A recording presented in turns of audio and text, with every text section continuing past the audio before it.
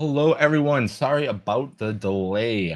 We were getting everybody all ready to go for part two of our longest top five so far. Will we beat that record? Who knows? We got three guests with us. I'm going to be the host for now. My partner in crime, Neo, will be joining us later to give his takes on the new takes added to our top five lists. But other than that, we have some guests to bring on in. So, our first guest, Angry Canadian, how are you doing this evening? I'm doing great. Like I told you earlier, I just woke up an hour ago, so I've been trying to collect my thoughts and get ready for the stream. I'm very honored to be here, and I'm looking forward to hearing everybody's top fives. Yeah, absolutely. I appreciate you always being here. I know you're on the other side, so sometimes it takes a little bit to get us all kind of connected to get you on the show and giving your great your great takes and everything. Yeah, man, scheduling is definitely hard when you live on the other side of the planet. Yeah, yeah, absolutely, absolutely. Someone that lives not on the other side of the planet, but in a different location other than America. We got the Melee James. How you doing, man? I'm doing great. Thank you so much for having me on this top five. This is going to be my top five. I'm so excited. I've been playing Star Wars games my whole life. If Star Wars games were a genre, this is my number one gaming genre because it doesn't matter if it's an RPG, a shooter, or a dating sim. If it's Star Wars in it, I will play it. Slice Noodles, give me a Slice Noodles dating sim. I will date her. I promise. I don't doubt that at all that you will play that game and enjoy it either. I'd love it. And then the final one to give us his takes, Star Wars Marvel Purist. How are you doing this evening? I am doing awesome, Jason. How you doing, bud? Not too bad, man. Great to have you on the show. I know you were in chat the last time that we did this, so it's good to have you on the show. Going to give your takes and everything like that. With that, when we had our first show, the I think it was BD Jake had the great idea of saying like, what was everybody's like first Star Wars memory or what their favorite Star Wars memory? I'm going to keep that involved because that was such a really good take just to kind of give everybody's a feel of what your favorite thing is about Star Wars or what your first thing to get you loving in the franchise. I guess we could start with Star Wars Marvel Furious. What would that would be for you? Like your first memory of it, your first like your favorite, whatever one you want to talk about. So, like game wise or just Star Wars wise? Anyways, and you choose. All right. Well, yeah. So, I mean, basically hanging out with my cousins and stuff. Like, I can't remember to this day, like, because I was born in '80. So, my uncle had, like, the VHS, the laser disc, all that stuff. But I do know, I obviously watched the OT before the Ewok movies because I remember sitting at my grandma's house watching waiting for the Sunday night movie to come on to watch both the Ewok movies when they both came out. But yeah, Return of the Jedi is the most, like, memorable one to me, but again, I don't know if that means it was the first one I saw or whatever. But yeah, we were just Star Wars was always in our lives, kind of like Marvel for me too, Secret Wars toys, all that stuff. But yeah, so the first Star Wars game I played wasn't even a Star Wars game. It was a bootleg Star Wars game for the Intellivision. I can't remember the name of it now, but it basically was a trench run simulation type thing, and they didn't have the rights, so they made a game that was basically Star Wars. And I mean, obviously, like Intellivision's like freaking Atari, like it's like not graphically inclined or anything like that. Right. But yeah, that would have been technically my first version of a Star Wars game. And besides that, the Death Star Star Wars original game on the arcades, and then the NES Star Wars game. Very nice, very very nice. In Canadian, how about you? Well, I guess for me, one of the most memorable moments was the first time I watched Revenge of the Sith as like a really young kid. And at the time, I had no idea about Star Wars. I've only seen the movies and just consumed and understood what was going on in the movies. And I remember watching the end of the movie and when Anakin and Obi-Wan are fighting, and that one scene where Anakin's getting burned up, like crying as like a little kid, even though I had like no real connection to the character because I couldn't comprehend what was like happening on the grander picture. But that moment was like very impactful for me. And from moving on from there, I was able to like make friends that love Star Wars, and they pretty much taught me about Star Wars, and that led into playing video games of Star Wars. And so I don't want to spoil like the games that I played that got me into it, but I have a lot of good memories of playing those games with my friends via like online or LAN or whatever. But yeah, that one scene from Revenge of the Sith was just definitely opened my world up. Very very cool, very very cool. And then last but not least, how about you, James? Oh my God. Truly, as long as I can remember, Star Wars has been in my life. I'm like racking my brain and I can't think of a time before Star Wars, which makes me sound like the most horrible consumer ever. But it's just like I truly can't remember like the first Star Wars memory. It's like I must have been conceived during Star Wars or something. But yeah, so I do vaguely know how I got into Star Wars, and it was through my parents, and my parents showed me Episode 4, A New Hope, and they had the original version.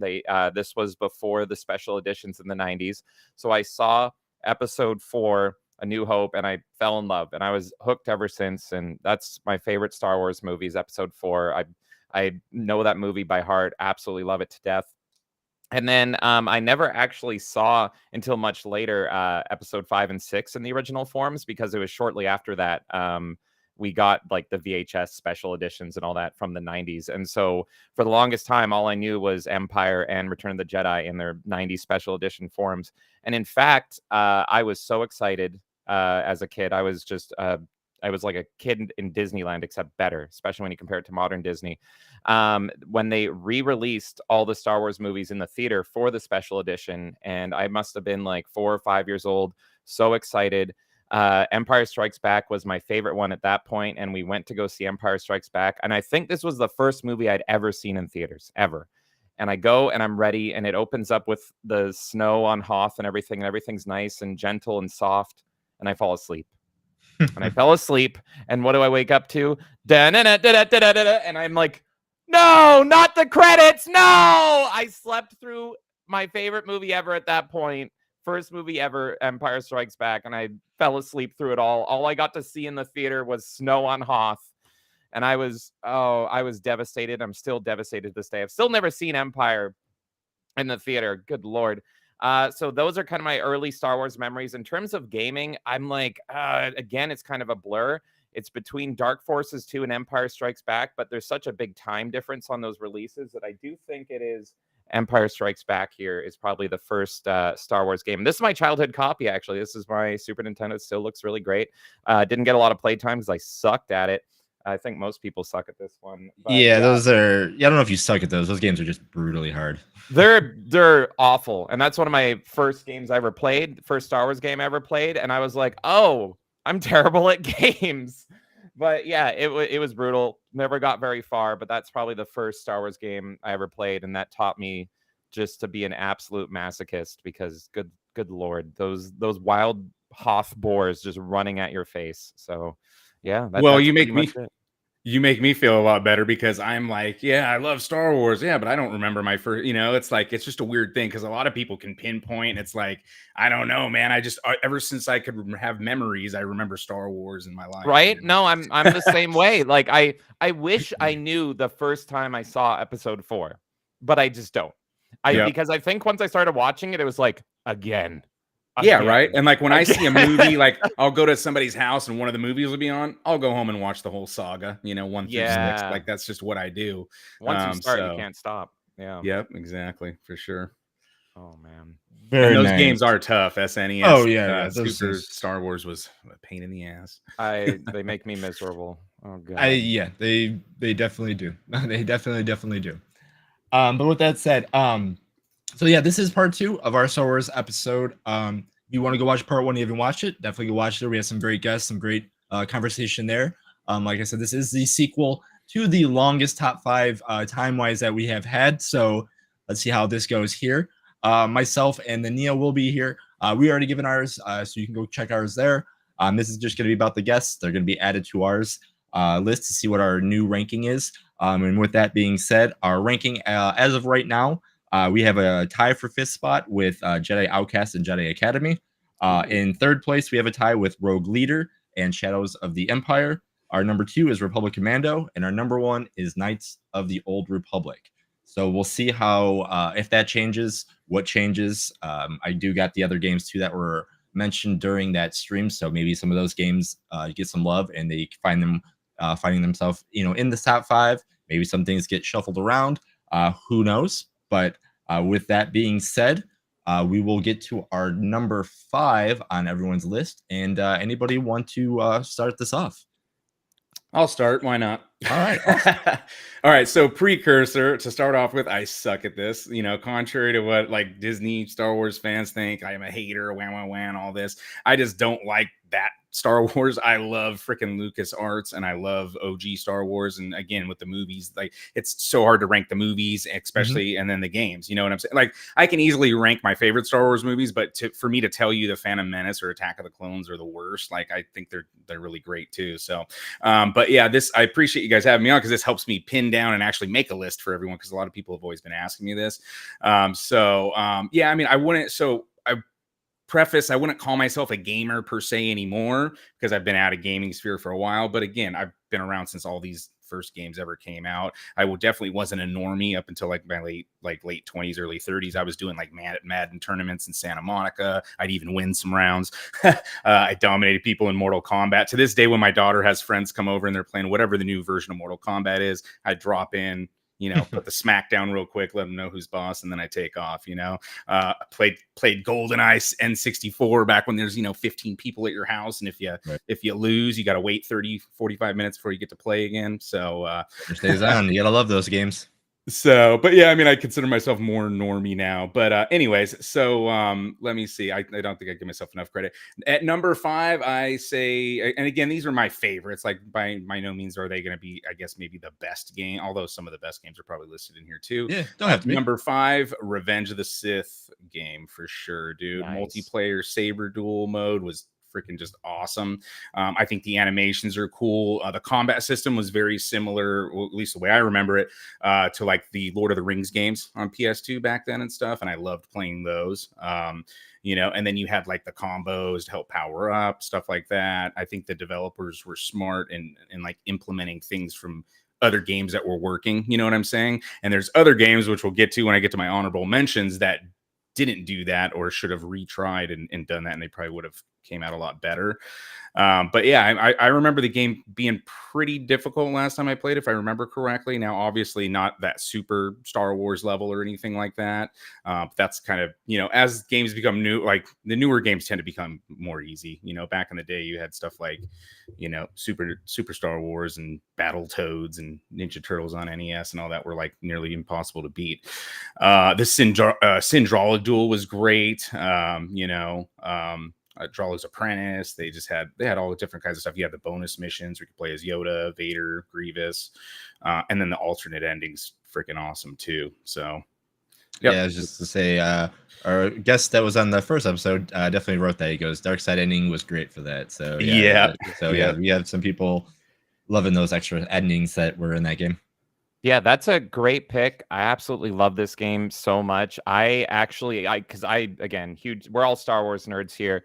I was so excited. I was so anticipating Revenge of the Sith, the movie. And if I remember correctly, I think the game came out before the movie. But I wanted the game so bad as a gamer, and then I wanted to see the movie, but I didn't want the game to spoil the movie for me.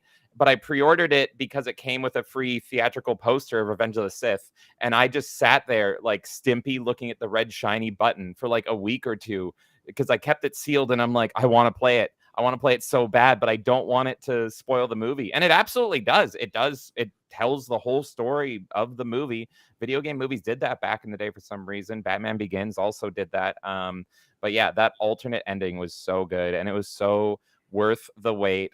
Pretty much, I won't spoil it. But yeah, once you beat the game, you have the option to go back and in that final duel plays Anakin instead and see what happens if he can actually do a double backflip and somersault over people. And yeah, it's wonderful. We were talking, Purist, before you came in here in the pre-show. I was telling Jason, because he's a huge fighting game fan, you have to play this game. To me, this is a better fighting game than Terrakasi because the bonus mode is pretty much a fighting game, right? And it's like a 3D kind of fighter, and it's all in a little contained area, and they've got a whole bunch of people in it. So yeah, I love this game. It's super awesome. So you have good taste there, sir. I appreciate it. Yeah, there's actually a couple games that have really good, fighting that show Terrakasi how it should have been done. But yeah. Yeah, and it was definitely good. I didn't watch it ahead of time. I know RK Outpost says that too. Like he was telling his friends that Anakin and Mace Windu were gonna fight, and then they don't because that's in the game, Oh yeah. I didn't play the game until after either, so I think it was actually a couple months after. But yeah, it was definitely awesome. It's weird. Video game movies, they'll be like, it tells you the plot, and so it spoils the plot, yeah. but then it adds in stuff. And so all of them did that. Like Spider-Man 2 does stuff as well, where it's just like, oh yeah, he has to fight 50 other guys, not just Dr. Octopus or something. And same thing in this game. It's like, well, they really did a lot during Revenge of the Sith, if you believe this. So yeah, that's great. All right. Ingrid Canadian, what's your number 5? All right, well, I'm gonna pull a James, and I'm gonna break the internet with my number 5 take. Woo! I'm reaching deep for this one. So for my number 5 and number 1, and I won't mention it, but they are very important to like my Star Wars journey, specifically with the video games. And number 5 allowed me to be very creative and allowed me to experience things that a lot of these other games were not able to give to me. So for my number 5 Star Wars game, it's gonna be a little game that everyone should know called Roblox. No. And there's a reason behind this. There's a legit reason behind this. And I'm You're just so this is young. this is like kind of like my Age throwaway reveal. number 5. My throwaway for number 5 because my next 4 are like legit games. But no, so for those who don't know, Roblox is essentially a free-to-play game developer tool. With a side of like social media connections, so you can basically connect with people like an MMO. And yeah, of course I'm showing my age because when I was younger, around that time is when the Clone Wars show was really big, at least like airing every weekend. And so people on Roblox were basically creating games that you can go play, and you can basically recreate battles from the show itself. So like the Battle of Camino, the Battle of Geonosis, the second Battle of Geonosis, for example. And it was essentially, it had elements of like, Battlefront Light or Republic Commando, like some of those like first-person type shooter games, but you had more creative freedom, kind of like what you do with Arma. I don't know if you guys have seen those like really cool shorts of people using Arma as like the engine, and they have like Star Wars skins over the characters or whatever. So they're like flying in on gunships and they're doing radio calls. We were doing the same thing, but with like Lego-looking characters. So we had a lot of fun. It was an MMO, right? So we had a big clan. We would role play like every weekend, Star Wars battles, specifically like Republic versus. It was kind of funny. We never had people play as droids, so everybody that was not on the Republic were basically insurgents. So it was clone troopers versus insurgents. But no, we were flying around in the gunships, the starfighters. Like I said, role playing in like Coruscant and having like council, like whatchamacallit, trials, in the Senate if people were caught doing stupid stuff and whatnot. It was a lot of fun, but because of that, I was like constantly watching the cartoon as well as like watching the movies just to force myself to dive into the lore more and understand like why these ships are important or why this like more specifically the different units in the Republic army, for example, like the 501st, the Coruscant Guard, the Wolfpack Battalion. I'm trying to remember their numbers. It's like 114th or whatever. I was like obsessed to the point where I learned how to graphic design as well. So I would make custom suits for everybody with the appropriate insignias and the color schemes and everything. So yeah, number 5 for me is my gateway drug into Star Wars games, which was Roblox. I need to go take ibuprofen or something for my back. I can feel myself aging in real time. Yeah. Oh my god. I can't. Listen, this is for the Mario top 5, James. That was for you. That was valid. That's Kirby Superstar. That's a great game. That's I can't say anything because again, your reasoning. I mean, I understood as you kept talking about it, and for some of the answers that I have given on some of mine, I can. You said a game, I didn't buy it, but at the end I bought it. So I can see why you could put that at number 5, especially with having a community and playing with people and doing that kind of stuff. I can definitely see that, but I'm with James that I felt pretty old that whole time. Yeah, you know what? You take the heel card this time. Jason's been the heel. I've been the heel. Yeah. You be the heel this round. For me in Star Wars, I'm gonna be the actually fact checker the whole time, propping up my glasses. I can't be heel when it comes to Star Wars. I will be dark side, but I cannot I cannot go heel with this one. You're Right. going That's down almost- a path I can't follow. It's almost the equivalent of saying, yeah, when Palpatine announced his plan and the fall of Palpatine on freaking Fortnite, that's a top 5 Star Wars game. Don't. Oh, He man. still has number 1 to get to. Okay, don't give Oh, him any shit. ideas. He's writing things Yeah, down. what- Excuse my language. One of these Okay. days. Oh yeah, Melee K.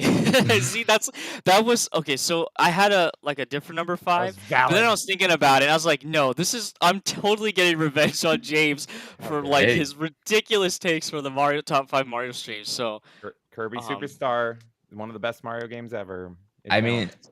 it's again, this is why it's top 5 of not of gameplay. It's yours. Whatever makes it your top 5 is what's said.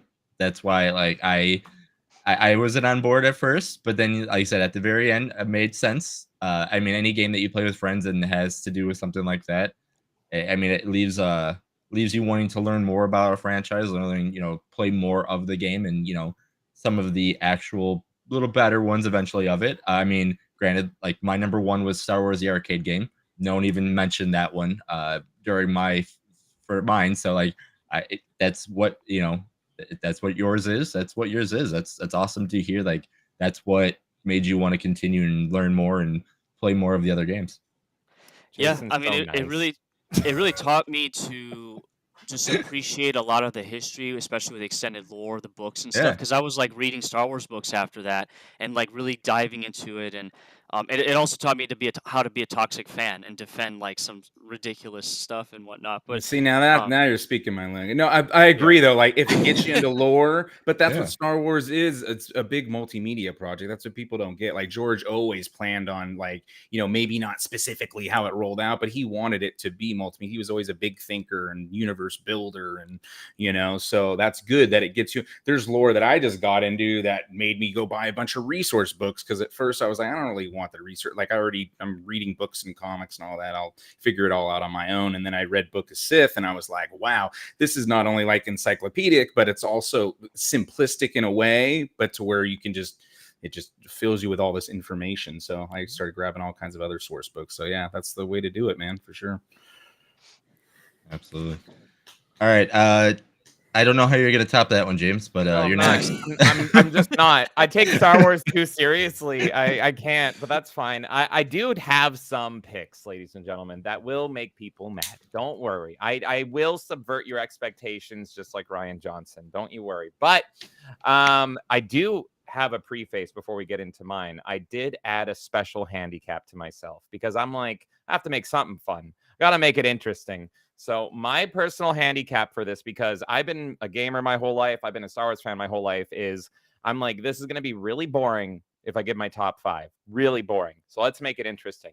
My personal handicap is every game on my list, it can only be 1 per series within Star Wars. What that means is no sequels within them or anything. It's got to be 1 within it, and that is it. For example, there is 11 billion Lego Star Wars games. I can only pick 1. There's like 6 or 7 Jedi Knight games. If I want to put any of those in, I can only pick 1. So there you go. So before you get your pitchforks ready, which, I probably deserve them, that's my personal handicap, just to add a little bit of the spice because it must flow here.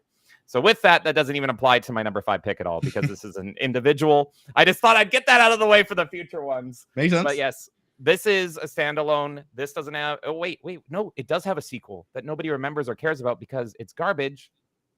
But that doesn't apply to this one. It's one of my most quoted games of all time. It will live eternally rent-free in my head. It's a new lap record. Ignore the sticker price. I played this on PC. This is fairly new. Star Wars Episode 1 Racer, everybody, is my number 5.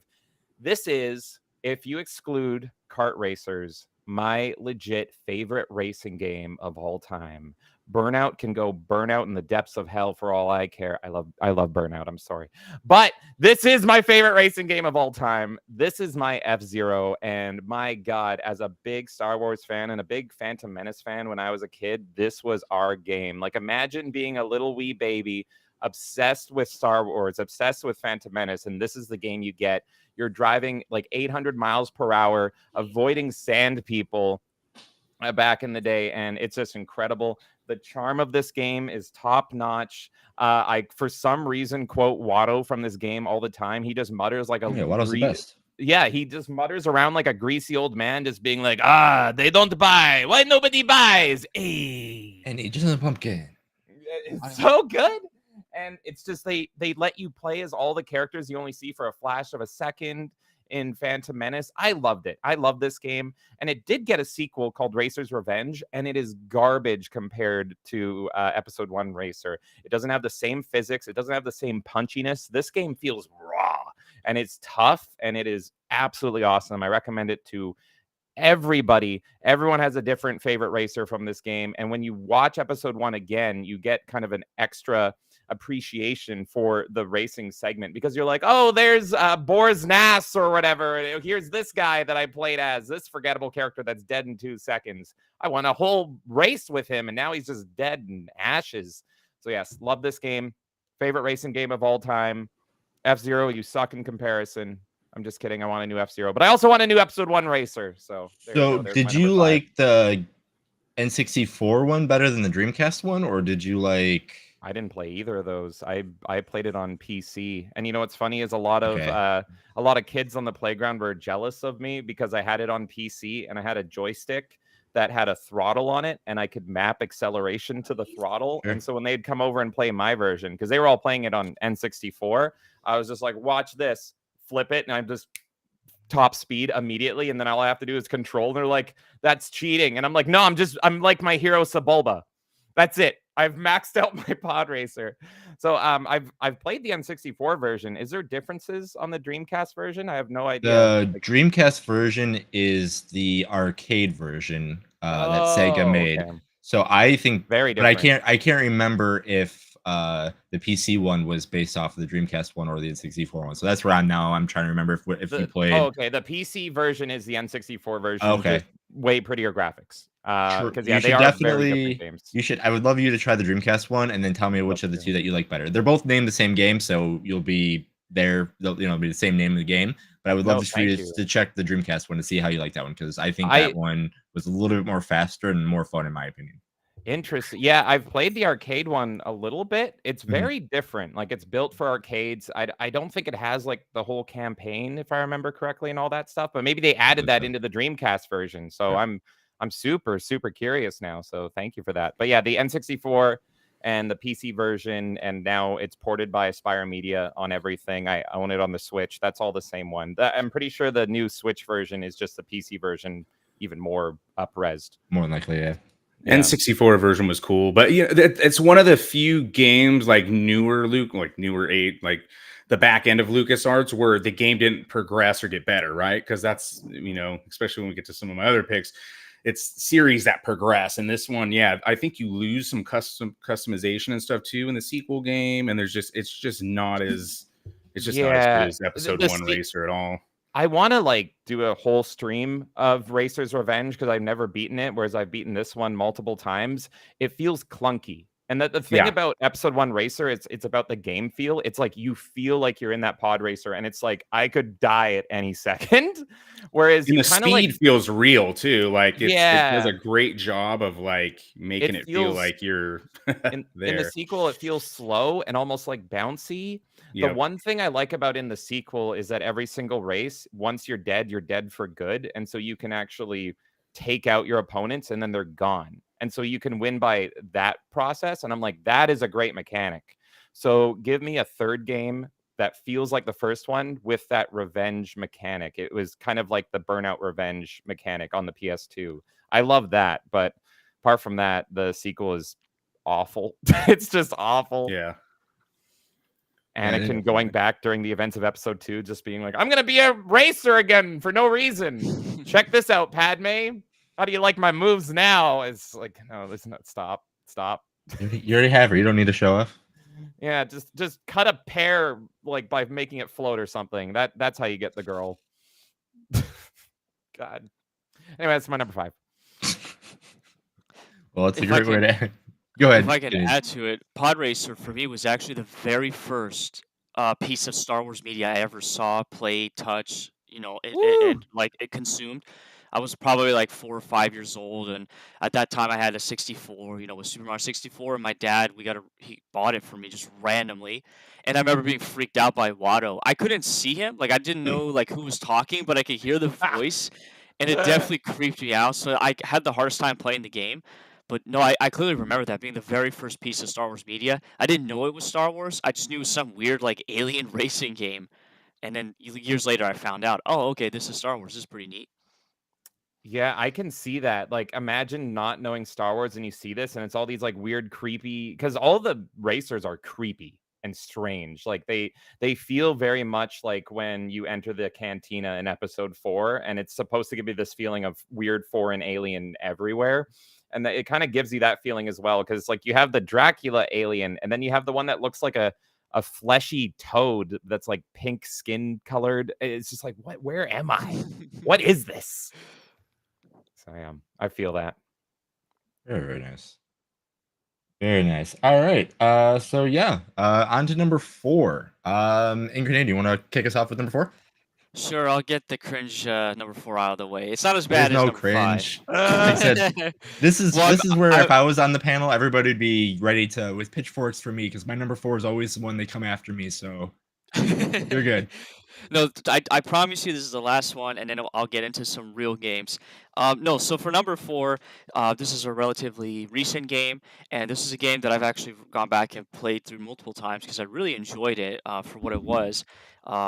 And it's a game that I don't know how else to really fluff this up. I can't. Anyways, so for number 4, Jedi Fallen Order.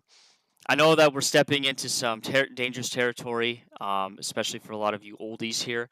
But what I really appreciate about the game was just the exploration aspect of it and just the level of detail that was done with the environments you're exploring in. One of my favorite levels is the crashed Venator that you're basically like climbing around in, and you're finding like um, dead clone trooper armor and stuff like that everywhere, and just all of that was really cool because I'm not a big fan of the Empire like time period. I mean, I do like the aesthetics and stuff, but I do like specifically the period between the fall of the Republic and the transition to the Empire, and just seeing all of that and like the technologies kind of like mixing between the Republic and the Empire. But anyways, that game, just playing through that timepiece is really cool. I really enjoyed the story. I like the main character. I know that it conflicts with George's original vision for the trilogy, the original trilogy, but I just had a lot of fun playing it. And then it didn't hit me until like I think the first time I finished the game, I was like, oh, I'm playing a Metroidvania because you have to go back, and if you want to collect like whatchamacallit, like customizable items and stuff, you have to backtrack. And I think I personally like BD1. I think he's like my favorite Star Wars droid because he has more practical use than like the trash can known as R2D2. And yeah, I just had a lot of fun playing the game. I can't really say a whole lot about the sequel, Survivor. It was still fun for me, except some of the extra stuff you do in the game, like the boss, the Jedi mind training boss fights were just annoying. But I did really enjoy Fallen Order, so that's why I had to give it number 4. No, during mine, I gave number 4. That was mine as well. I would think I was a quarter of the way through it. But I was enjoying the time that I had with it. So yeah, no, there's, and then again too, because it's a Metroidvania, I enjoyed those aspects of it as well, too. So yeah. Now, would you've played the old school games though too, right, Jason? So would you say difficulty wise though, that game's a lot easier than a lot of the old school Star Wars games? Oh yeah, I mean it was. I've only seen walkthroughs. I haven't played any of the. Yeah. I mean, it wasn't too difficult. I mean, it's a Metroidvania that still kind of wants to be a Soulsborne hybrid kind of thing like that. But I mean, if you just play it the way the game wants you to, and you learn the parry, you learn the moves and everything like that, it's not very difficult at all, and it's fairly quick too. It was very Yeah. difficult for me because I played it on an Xbone where it ran at about 20 frames on and Yeah. off. And the game, if I didn't have it digital, I would have broke the disc. I was so angry. Yeah, But I they're can still see having that. problems with that today, aren't they? Yeah, a little bit. The nicest thing I'll say about this game is I really like the voice actor for Grease. He's a great guy. So Oh yes, Da- yes. Daniel Roebuck is an awesome guy. He's genuinely a fan, and he loves all the characters he portrays. So he loves being in the Star Wars universe. And yeah, Grease, as far as the characters go, is somewhat tolerable. So I do I do like him. I like that guy quite a bit, and he's like a genuine, like, heartwarming lad. So that's my +1 for that game. Is I Yeah, like for him. if I were to like criticize it, and it's something that Fracture Filter's pointing out in the chat, it's the sense of realism with the lightsaber combat, because you have a lightsaber can cut through anything, and of Right. course in this game they can't do that, which is really dumb. Mhm. So like you're like spending a lot of time fighting bosses that would have been done in like 10 seconds or whatever. That is like an Yeah. issue, but I'm pretty sure that if you play on PC, there are mods out there to like mod that in or whatever, and have fun with it. I just like the overall, like, you're on your own, and then you're building a team, and you have like I think the ship's pretty cool, the Greaser ship that you have. I wish they would Mhm. make a Lego set of that, because I would totally buy it. But there's like this journey you go on that I think is like pretty cool, and I know that you can argue that some of the older games probably do it better, but I didn't grow up with those specific older games. I did grow up with other ones, but Jedi Fallen Order was like just I played at the perfect time in my life, I guess you could say. If I And had to say I one positive, I would say at least they didn't separate themselves from like Star Wars scores and music, because as you notice, the more and more stuff they release, they try to separate themselves more and more and more. But it is a Disney Star Wars game, so I'll never play it. But I have watched walkthroughs. That second game with all the shoehorning into the High Republic, I mean, that's just trash. But Yeah, the and music I is don't fantastic. Oh, sorry, I James. no. This is your time to shine. Mhm. I'm just I'm stealing it because I'm a jerk. I don't want to spoil your future list, but I've been playing through Jedi Survivor. I did not like Fallen Order, and I'm actually having a way better time with Survivor just based on the gameplay. I still hate the characters and the story and everything, but I actually felt like because you have so many variants on the lightsabers, you can kind of find the playstyle that fits you. So I didn't like how the lightsabers felt in Fallen Order, but they give you a stance where you can use a blaster pistol, and I'm like, oh, the game makes sense now. And it's like the gameplay clicked, and I'm like, oh, it's actually fun. Like, and I love how they did that mechanic in Survivor. It's actually a blast to play. So I'm it's interesting to me that you put Fallen Order here, and I'm gonna be curious to see if you put Survivor above it, and you don't have to spoil your list or something, because I felt like I stopped playing it because Star Wars fatigue, Disney Star Wars fatigue. But I did love the gameplay once you actually got the hang of it in Survivor in comparison, because it just was the same but added more and gave you more options. So Yeah, no. Oh, go ahead, Jason. no. Mine was just about the lightsaber combat and all that kind of stuff. So because again, that's what everybody complains about in the game is like, oh, lightsaber should be able to cut through everything. And I'm not saying that it shouldn't or anything like that. But as a game, what should they have done to like make that a thing? Because obviously you have a Jedi, using a lightsaber. You can't just be like, okay, this lightsaber is just gonna kill them. Like, what gameplay mechanic wise, because it is a game, what do you kind of use to help that out? And again, this is just a question, not because I always hear that too, and I'm like, well, you can't just give them a stick and have them just hit a monster with a stick when like a lightsaber is there. But like, what could you do to help that out, or as it being a game? Yeah, my problem wasn't ever the not being able to cut through anything. My problem was more just the overabundance of Souls games, and this very much being a Souls game. And then I got bitter and full of hate because it became so popular. And I'm like, I won't spoil my list, but it's just like, oh, okay, I guess this is how lightsaber combat is going to be forever. And we see this across the industries, a lot more games. Even the new Space Marine 2 takes in Souls mechanics, and so you have that kind of rhythm style and that motion and everything. So when I'm swinging a lightsaber in that, I kind of my Star Wars brain kicks in, and I'm like, this doesn't move how I think it should move, and so I have to kind of like step back and be like, here's how the game wants me to move.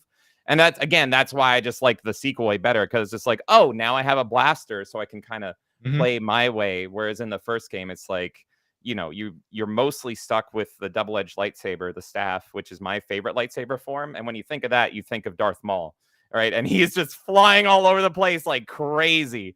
And it's not how the game is played. It's very stamina meter, very like parry, and that has its audience. Obviously, these games are probably the only successful Disney Star Wars games. They're the only ones that's going to get a trilogy. But that was the separation for me, not being able to cut through anything. In fact, I would love a Star Wars game that's like Red Faction where you can cut through anything. I don't think that exists, but that's a great idea. No. So we get the Red Faction guys, if they still are around, to make a Star Wars game. That would be awesome. Good. And then I think Fresh Filter had a really good one too.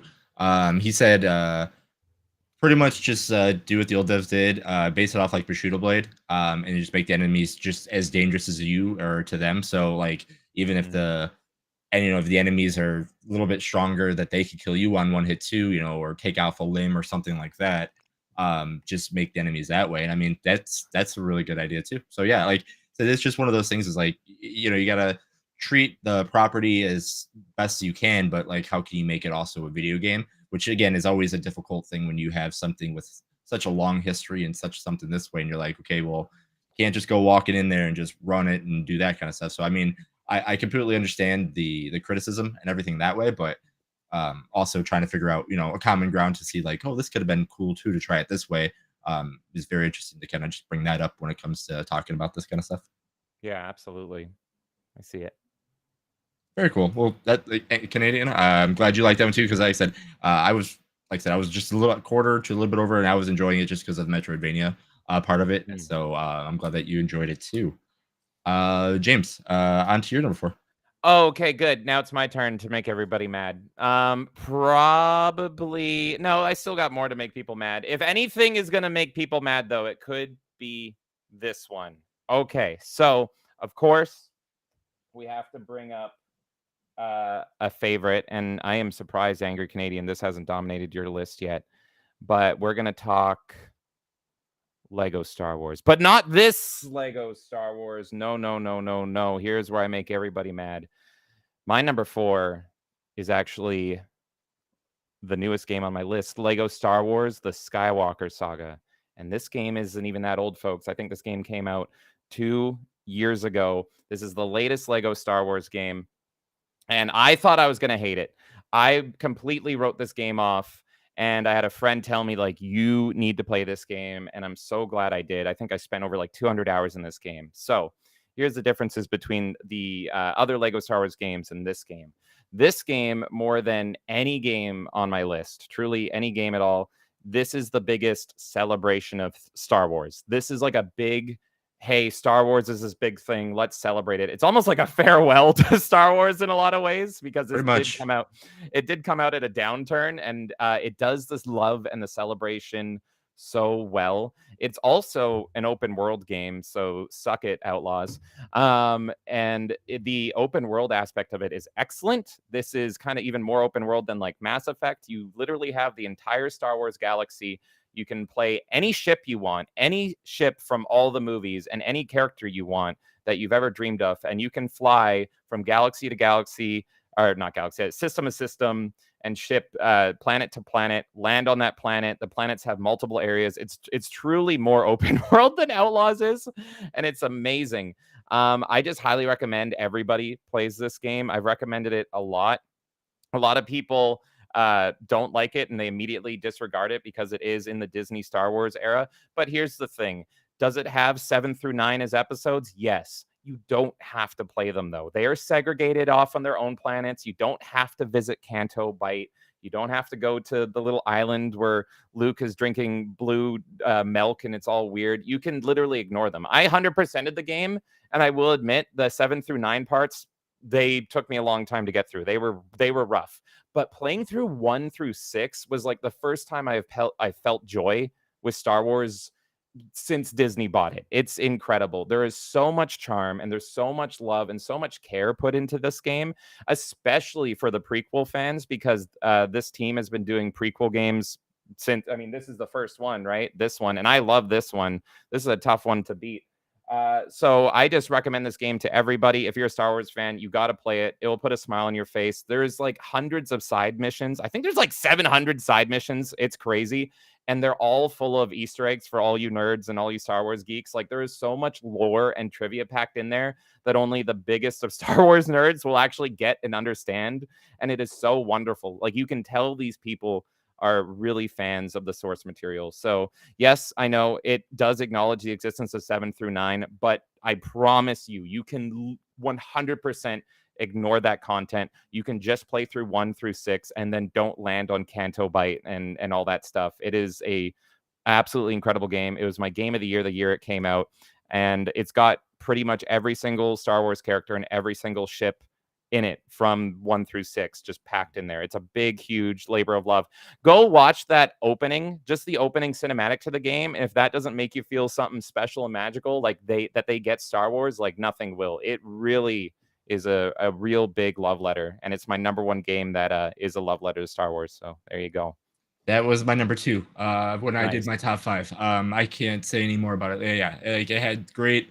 Almost, it felt like a love letter, and then it also felt like a parody movie too because of some of the jokes that they add to it. And then my It's crazy. favorite thing that they did is like you have to you can choose whatever trilogy you want to go to. So if you're a fan of whatever one, you start there, but you can't play the second movie of that trilogy until you beat the first one. So you had to go whatever way you wanted to and just play it all the way through of that trilogy. I mean, I absolutely enjoyed that game too. So yeah, no, everything you said about it, that's what made it my number 2 when I did my list. So And I agree. what's funny is it's a family game, it's a kids game or Mhm. whatever, but if you play every side mission like I did, I don't know if Jason, you went for all the collectibles. It is I a didn't. collectathon like It Banjo. is. There's like 1,200. Mhm. They're like the equivalent to the stars, like the Mario stars. There's literally 1,200 of them. I think there's like 700 side missions. I did all the side missions, and that was That's over crazy. 200 hours. It's nuts, and it was worth it. It was great. Mhm. So much lore, but the side missions are like they actually have edgy humor in them. That was Mhm. shocking to me. Like in Mos Espa, when you're about to go do the episode 1 race, they're literally making jokes about slavery, and I'm just like, are you kidding me? I'm so in. So this is also kind of the edgiest Star Wars you will ever see, and it's in a freaking kids game. So I just love it. It's really incredible, and it blew me away. It's also gorgeous. It doesn't look like a Lego game until you look at the characters, the environments, and especially space and the galaxies look like a next gen game. The first time I opened up and you saw space, and I started with episode 1, and so it's them going to the Trade Federation ship. I'm like, did I launch the wrong game? It doesn't look like a Lego game. You can just fly around the galaxy and it feels like you're in a space Star Wars game. It's mind-blowingly good. So yeah, I know Disney Star Wars haters, which I've always said I am a 98% Disney Star Wars hater. They occasionally get some things right, very rarely. This is one of the few things. So I highly recommend it. Go buy it on sale. It drops to like $10 or something. I cannot recommend it enough. I've actually never played any of the Disney Lego games. I think this I is just the kind of only one. overlooked them, like, you know, I prefer the more mature like content and stuff. I got to play the watered down stuff when I was playing NES or in television back in the day. So yeah, I more. truly like as a long like I hate Disney as much as the next guy. I forced myself Clockwork Orange style to watch Acolyte screaming and my eyes bleeding. But I had to yeah, review it, so I feel your pain.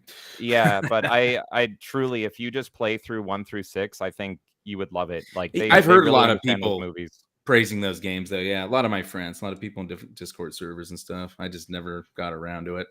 My only nitpick really is that when I played through 7 through 9, I was like, oh yeah, they're gonna rip these apart. And then I played through it, and there wasn't really any jokes at the expense of 7 through 9. And I'm like, were they not allowed to? Because when you're playing through episode 1 and 2, when you play through 1 and 2, there is so many jokes. There is so many sand jokes, so many edgy Anakin jokes, and all this stuff. So I'm like, good.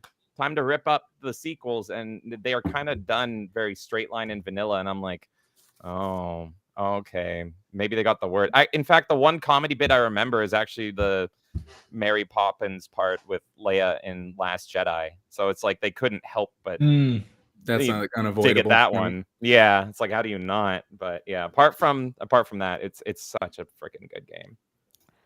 Yeah, James, you sold me on the game because you were streaming it, and it was on sale at the time too. And I remember when the game first came out, I had no interest in buying it or playing it because I've already played the complete saga and also Lego Same. Star Wars 3, and I enjoyed those. And yeah, when you sold it on me, I booted up and started playing. I'm like, holy cow, this game! Well, obviously the price, how cheap it was, definitely sold me a lot. But yeah, there's Yeah. the value you get out of the game is insane. You can't say that for a lot of games these days. Like you can literally just spend hundreds of hours collecting everything and enjoying some, I guess, watered down Star Wars content, but like with a nice touch of humor to it. And for me, being a Lego enthusiast, I like being able to actually enjoy playing as Lego characters that I either own or I've always wanted to own in like, Oh you know, yeah, this yeah. game. It's an RPG, which I don't know if you explained that earlier, but there's a lot of No, I didn't. RPG elements to it. So like you can upgrade your characters. Everyone has like a class system to them. So like your Jedi, your Sith, your bounty hunter, and that's like really cool too because it forces you to replay levels and get XP as well as the side missions.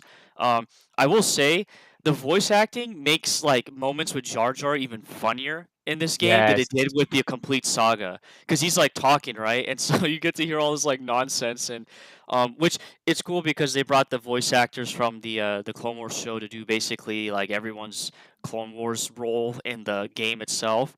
Um, Mhm. and the only complaint I will have is the DLC characters because I bought the Yes. whatever the Ultimate Edition is that has every DLC character. There's no voice acting for those characters, and They're it's very tacked on, yeah.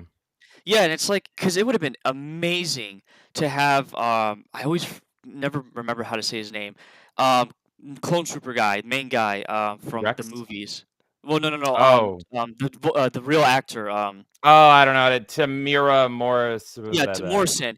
You know, Yeah. having him or even Bradley D. Baker voicing Rex in the DLC Yeah. character. I was like, what happened here? Why'd you guys miss out on that? So that was like kind of like a small minus to it, but it's still pretty cool running around as those characters. You can play as Admiral Thrawn, which is really cool too. Just running Yes. around. But anyways, that game definitely sold me. I'm glad that you showed it on stream because I never probably would have ever bought it. And at some point, I do want to get a physical version of it, whether it's like Switch or PlayStation, so that I can have a physical copy of it because it's well worth the price of admission. I always like to say.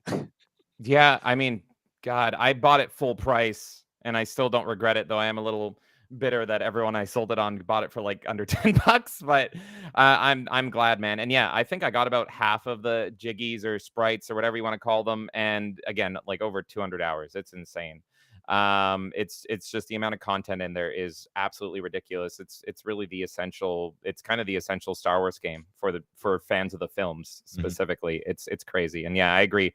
Jar Jar is hilarious, but I think the part where I laughed the hardest, and I was laughing through the whole game, was when you're in Watto's shop and they're having like this solemn conversation or something about like, slavery. And it's like, oh, maybe you could race and all that stuff. And Jar Jar, like, it's like the movie times 10, but instead of him just screwing with the pit droids and hit the nose and all that stuff, he like gets his tongue stuck in some spinny thing. So they're having a normal conversation and you just see Jar Jar like spinning really fast, just like going crazy. And it's just like, it's in the background, but you all know what we're looking at. Like Jar Jar is about to blow up the entire planet while we have this mundane conversation. So I want to play through it. It's so good. It's so good. It's upsetting that people will overlook it because it's a Lego game, The Lego game. and it's a Disney era game, but it's so worth your time.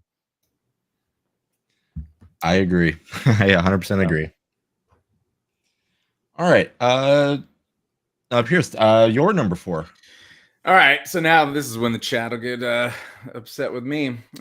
Hey, this Because is it's all the show's probably- all about. It's probably the best Star Wars game ever, right? It's my number 4 is KOTOR. Now, during this, I was kind of thinking maybe I should try to handicap myself too, but anyways, yeah. So, but yeah, KOTOR. Obviously, I mean, it's probably the best, if not one of the best RPGs of all time, let alone Star Wars games. Obviously, it's won several awards. I mean, the game has it all. It was definitely like groundbreaking for its time. I've always been a PlayStation guy, so when the game dropped, I had to wait for the PC release. But I did go to all my friends' house as often as possible to use their Xbox consoles to get my game time in before the PC version dropped. The Revan plot twist is like on the level of, the Vader one. And then as you replay the game, right, you could probably see like the signs pointing out to it, but I don't I think it's subtle enough that like the first playthrough, like I've never really encountered a lot of people that were like, "Oh yeah, I knew you were Revan" or something like that, right? Like it wasn't really that obvious when you're first playing it. So and obviously the writing, the expansive world, choices you can make are the biggest highlights of the game. The graphics though are like above level for their time. The music's great, very Star Wars esque. Composer was Jeremy Soule, right? He's done some other games as well, including some SOTOR stuff. I've actually been covering the SOTOR cinematics soundtrack, explaining how Star Wars just felt like Star Wars back then, and Disney is, ignorantly kind of separating all things that made or make Star Wars, real Star Wars. But again, like obviously the combat system hasn't aged as well as other aspects of the game. And I think it's kind of like a 50-50, like just on people I know, Discord servers, different communities and whatnot, on whether if you did a remaster, if you would include like an upgraded combat system. Like I always said, like kind of like God of War type system maybe, or something like that. But I can definitely understand people who prefer like RPG systems. I wasn't really a big RPG guy, but I'm a huge Star Wars guy. But the idea of remaking this game, I think, is idiotic, because a remake implies, changing things like the story, dialogue, etc., which again, I wouldn't trust Disney Star Wars to do for obvious reasons. But regardless, even if it wasn't, like, I wouldn't want old school Lucasfilm to really remake this game. Like, it doesn't need to be remade. It's a classic, but yeah, I mean, I even know younger Star Wars fans that equate this game's story to be up there with like the original trilogy. Now, I mean, I obviously wouldn't go that far, but I do see like the appeal, coming from the younger generation, and the fact that they actually understand the concept of good storytelling. Like, that's a good positive thing as well. As far as fun, this game, gives you so many options, customizations, paths to choose, all that stuff. I obviously, anyone who knows me, heavy into like the Sith and the dark side, so I always run through games like this when you have the choice, dark side first, and then obviously you got to generally replay it to get the actual canon story. Yeah, I don't know, it was just a massive game, and just I don't know, it's just awesome. It has great replayability, so I don't know, to not having a top 5, it'd be disingenuous, but I can definitely understand people who would make it number 1. I'm not good at making these lists, so but yeah, like some of my other ones are number 1 for specific reasons. Yeah, I mean, they had good tactical elements, the way you mix in your force abilities and stuff like that, force healing stuff, on that level. The dialogue's great, especially HK47, obviously. Just top tier, so yeah, it's just all around, it's just a freaking awesome game. And I've seen like Fractured Filter play modded versions of it and all that stuff. I definitely gotta get back around to playing it again, because it's been quite a long time. Yeah, no, you said it right. It's arguably the best. It's almost shocking how high up it is in your list for you. So I get why you're like, oh, pitchforks might come out because I ranked KOTOR high up here. I know Melee K, she likes KOTOR better than any of the Star Wars movies. That's what makes her a Star Wars fan, is Revan, Bashla, and all that stuff. And yeah, KOTOR is probably the biggest shocking twist ever in a video game. Maybe the first time I was ever shocked by a video game and just completely blown away. Could not believe it. And it's just absolutely incredible. I've met the guy that did the concept art, and it's just brilliant.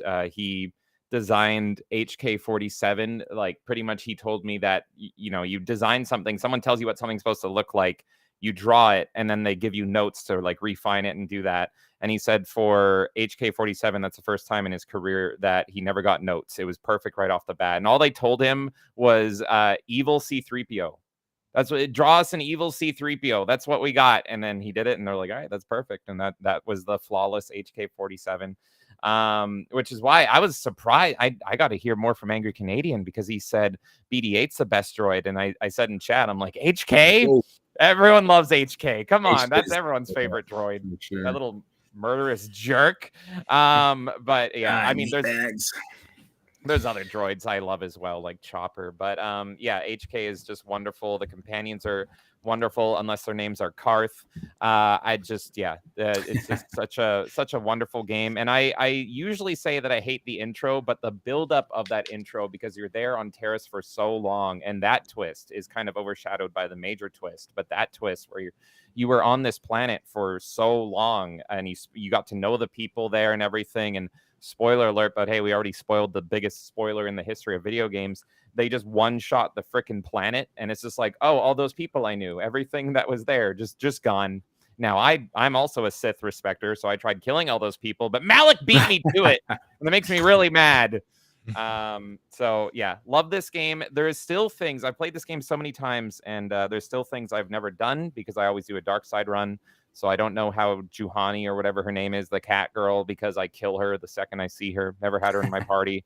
So it's incredible that a Star Wars game that is so beloved, and there's still things you can kind of unturn like over 20 years later and be like, there's some dialogue I've never heard. There's a decision I've never done. So you always run to Tatooine first then, so you can pick up HK, or what? Oh, It's yeah, Tatooine, come yeah, on. yeah. It's Tatooine first, Korriban second. Yeah, there you go. Sorry, Nice. Korriban last, because it's so fun being Korriban last, because you can be a crazy person and walk around and be like, I'm Revan, and everyone just laughs at you. And then the reveal of like, oh no, I am Revan, and you just start killing them all, and they believe you, is just friend. It's perfect, just perfect. Yeah, So, I do a show like deep diving on books and stuff like that. But I did this as a game with Fractured Filter and Grizzy, and yeah, we had a great time just talking about just all the awesome stuff you can do with it. yeah. Classic. Very cool. Well, that adds another one to our previous top 5. So let's see. I mean, we still have some to go. It's going to be very interesting if that still stays number 1 as the collective top 5 number 1. But yeah, it's very interesting. Having it at number 4, but I didn't even have it on my list, so people came after me after that too. So yeah, it's one of those games. But other than that, James, how about you give us our number 3 and we'll start there. Okay, my number 3. Oh my god, do I love this game. This game is probably more than any single game. That's the thing about these Star Wars games. I think every single one on my list is like my top in some category, which is so incredible that Star Wars can have such a wide variety of games and genres and everything that I can say it's the best in this, the best in this, and best in this. This is my best in, this is my most replayed game ever. This is my comfort game. I probably don't go a month without launching this game. And just for that, that is number 3. It is Star Wars Battlefront 2. Love this game so much. I didn't think when I picked up this game freaking 20 years ago, I'm old, I would still be playing it today. But here I am. It's the game that it probably represents my number 1 genre, which is shooters. And more than any game, this game makes you feel like you're actually playing in a scene from the movie. You're in the action. But if I could say one thing about this game that really seals it in at number 3, and oh my God, it was tough not making it higher because, again, I play this constantly. This is my game. It's the mode in it, and it's Galactic Conquest. And I am constantly just shocked and blown away that 20 years have passed since Galactic Conquest came out in Battlefront 2, and no one has copied it. No one has given us another Galactic Conquest mode. If you don't know what Galactic Conquest mode is, it's pretty much imagine taking the best elements of an RTS or a 4X game, except for its gameplay. So everything but its gameplay. Yep. And then when you actually go to fight, it's the Battlefront game. It's a first or third person shooter. And so I suck at RTS games, but I love Star Wars. So this is how you make an RTS game for me. The actual struggle part, the gameplay, you make the gameplay design for me. All the resource management and all that stuff, that's done up in the stars. But when push comes to shove, you are on the battlefield representing your guys. It is peak. You move from planet to planet using your resources from the previous Conquer planets to just completely dominate the whole galaxy. I have looked and asked and just hunted for 20 years for another game, another shooter that copies Galactic Conquest. I've had recommendations. I've looked into them. Angels Fall First, I think it's called, and Enemy Territory Quake Wars. None of them are Galactic Conquest. This game, and I will never forgive whoever it was that caused the third game to get canceled, because that looked incredible. I think it was EA. I'll blame EA for anything, because the only difference in that game, and it was almost done, by the way, it was about to go into beta. The only difference in that game was it was similar. It came around the time of Tony Hawk's American Wasteland, when it was how do we eliminate loading screens. So it was every time there's a battle, there is a battle both in space and on land, and you can go and get into a starfighter, fly up through the atmosphere, and dynamically in real time join the space battle, and also fly down and go vice versa. And there's footage of it. It's incredible. I hate you, whoever canceled that game. But I can still dream. I can dream, and my dreams are with Battlefront 2. This is a superior Battlefront 2. EA, yeah, you may make a pretty game, but this is peak, and a lot of it has got to do with Galactic Conquest. I love this game so much. So there you go. Well, the campaign mode, the story's freaking great, dude. I mean, you get to flip Yes. sides on Order 66. There's just so much, like, I don't know. This game made my list. It's coming up later on. But yeah, Oh, okay. there's But yeah, something yeah.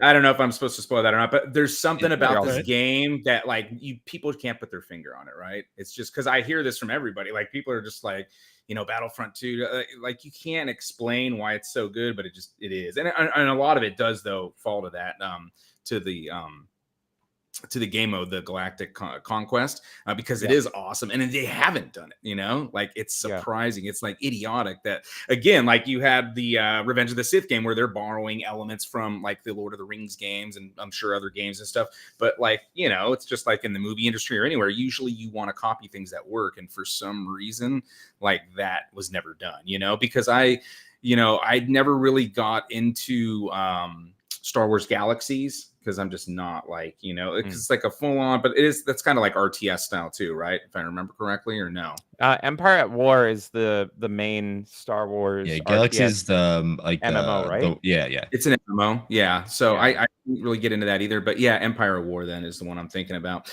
Yeah, but I'm not really into that. But the way that it's implemented into Battlefront 2, it's seamless, dude. And then Battlefront 1, it's such a great upgrade too, right? Because you're like, oh man, I wish I could have, had a Jedi or Sith in this too, and then they add that, you get the, all the added game modes and stuff. So it's another good example, like I was saying, of like how the games evolve properly most of the time under LucasArts, Yeah, and they put in the heroes and the villains so perfectly. Like, I love how they're on a timer that constantly is ticking away, and the way you get that timer up is by killing.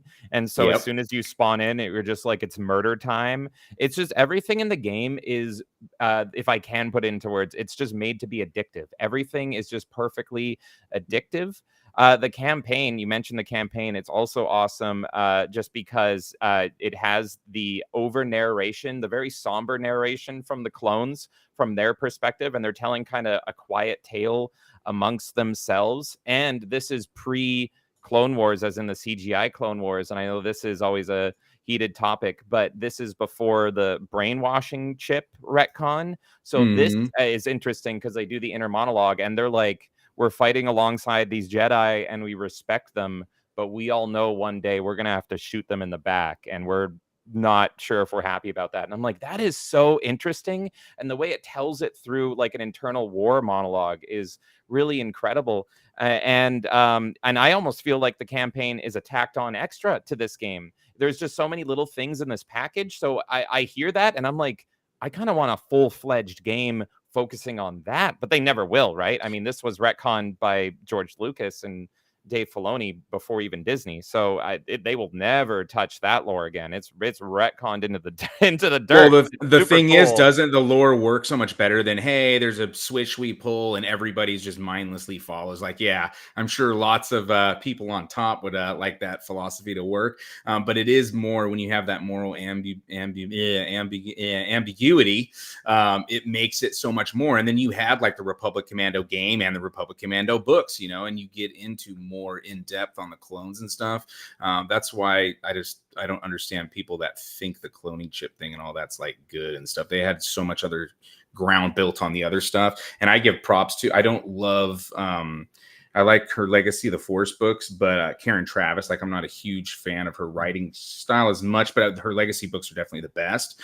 But the fact that they tried to make her retcon her own clone stories and stuff, I give her a lot of respect, because when she got to finish that story, she up and left and said, see you later. So much props to her on that. I mean, I do like the CGI Clone Wars, but I also like the hand-drawn 2D Clone Wars. It's in a weird place where I kind of like both. So there's elements elements of the chipping thing and the whole brainwashing thing, like from a conspiracy theorist standpoint, and then all the stories that come out in the Clone Wars about them like kind of learning, and it's like, no, we love and respect the Jedi. We wouldn't betray them. They're kind of our brothers as well.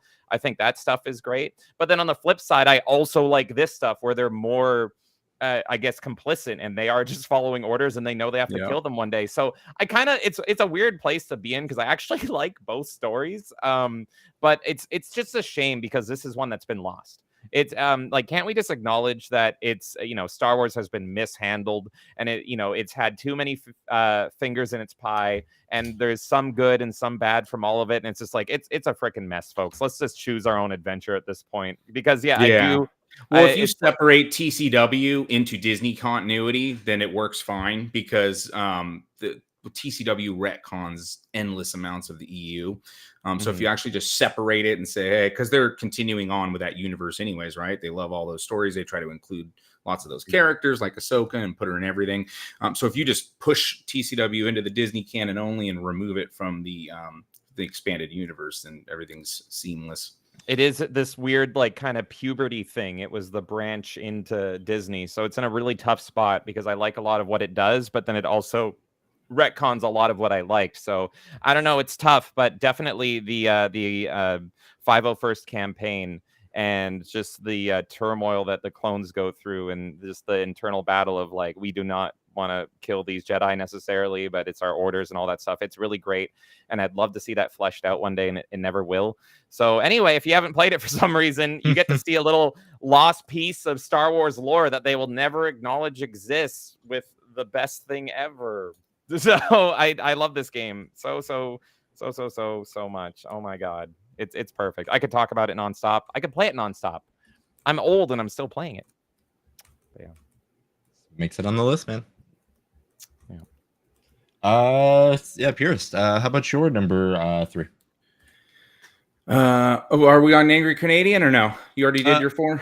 No, I'm just kind of going around. I like to keep everybody on there. So yeah, we'll go you, and then we'll just making sure.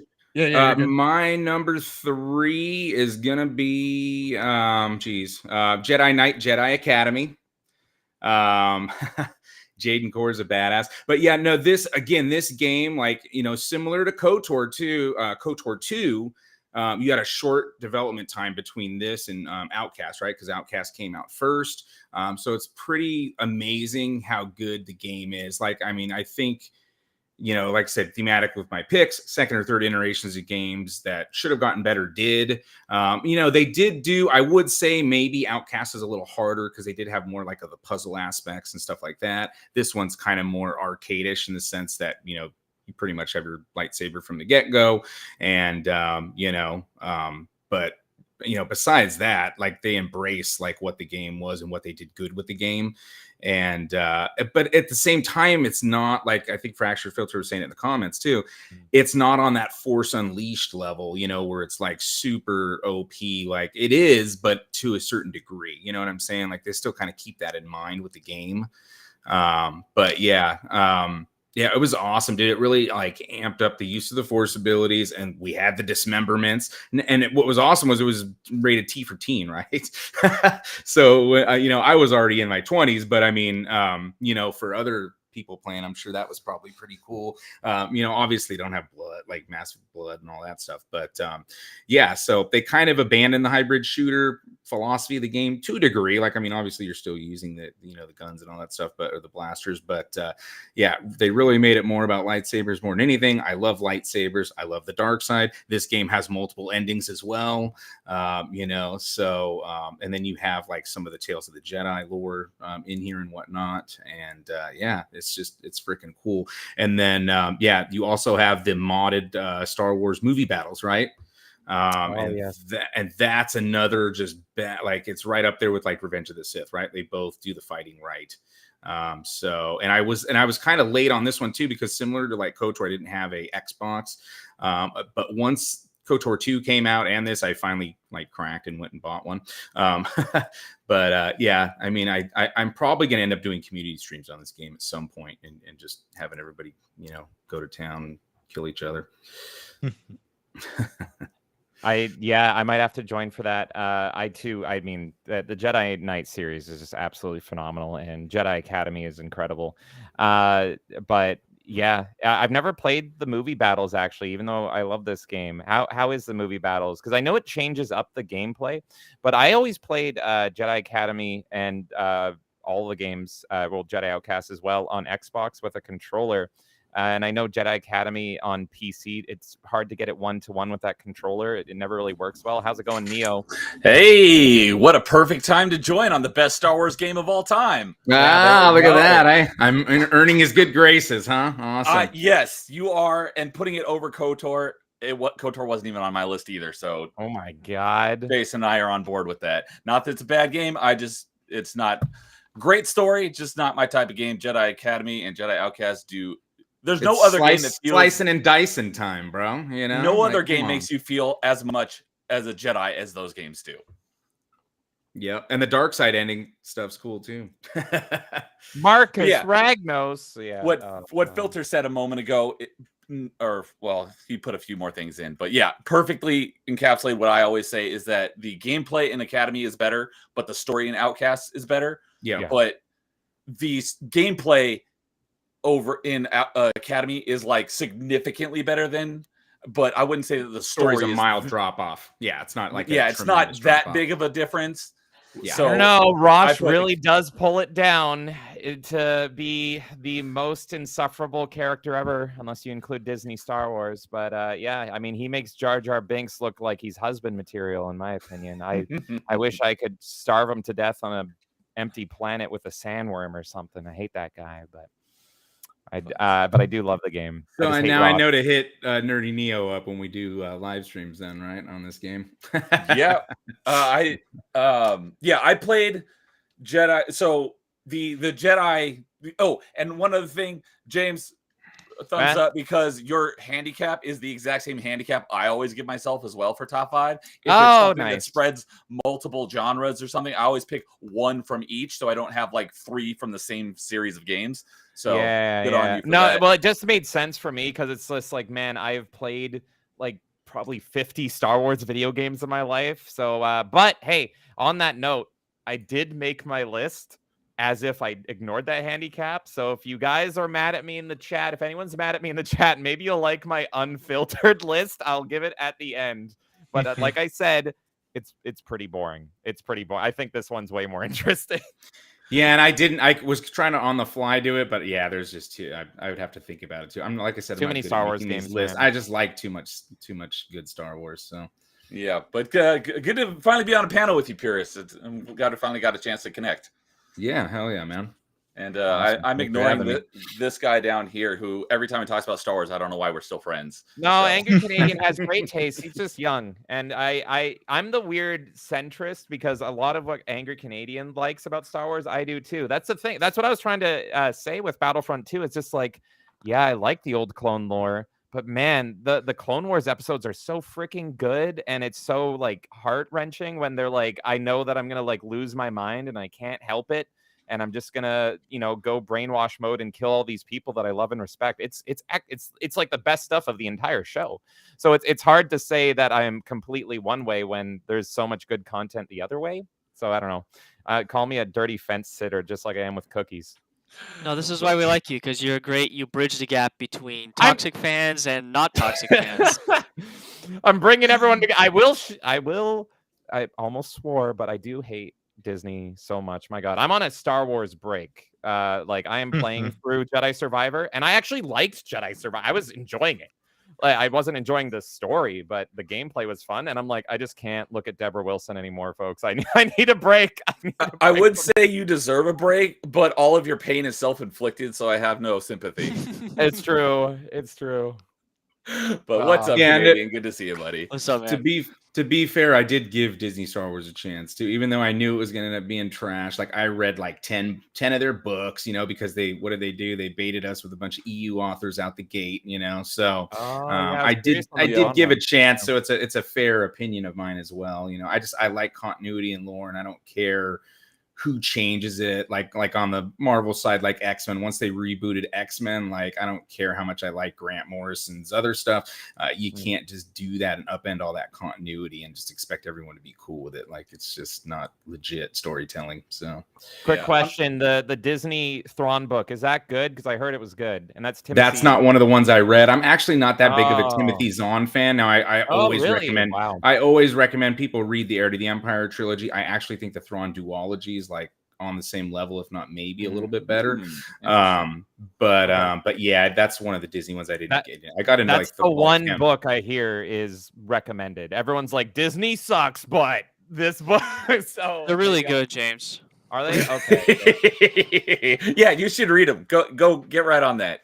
Good luck on the names is all I hear. I agree. I've only read Heir to the Empire, the first book, and I actually kind of thought it was dull. It's a lot of setting up, so I need to still read 2 and 3. Though. Well, it's in the early stages of the EU, you know, so there was limitations, and you know the universe hadn't really been built that much yet either. So, 100%. If you're an audiobook guy, I would recommend the audiobook for the Disney Thrawn. Is the guy that reads it and does Thrawn's voice is really good. Like it's how I've always envisioned it when I've read the book. So it's not the same Thrawn from Rebels, is it? I don't think so, but it sounds similar.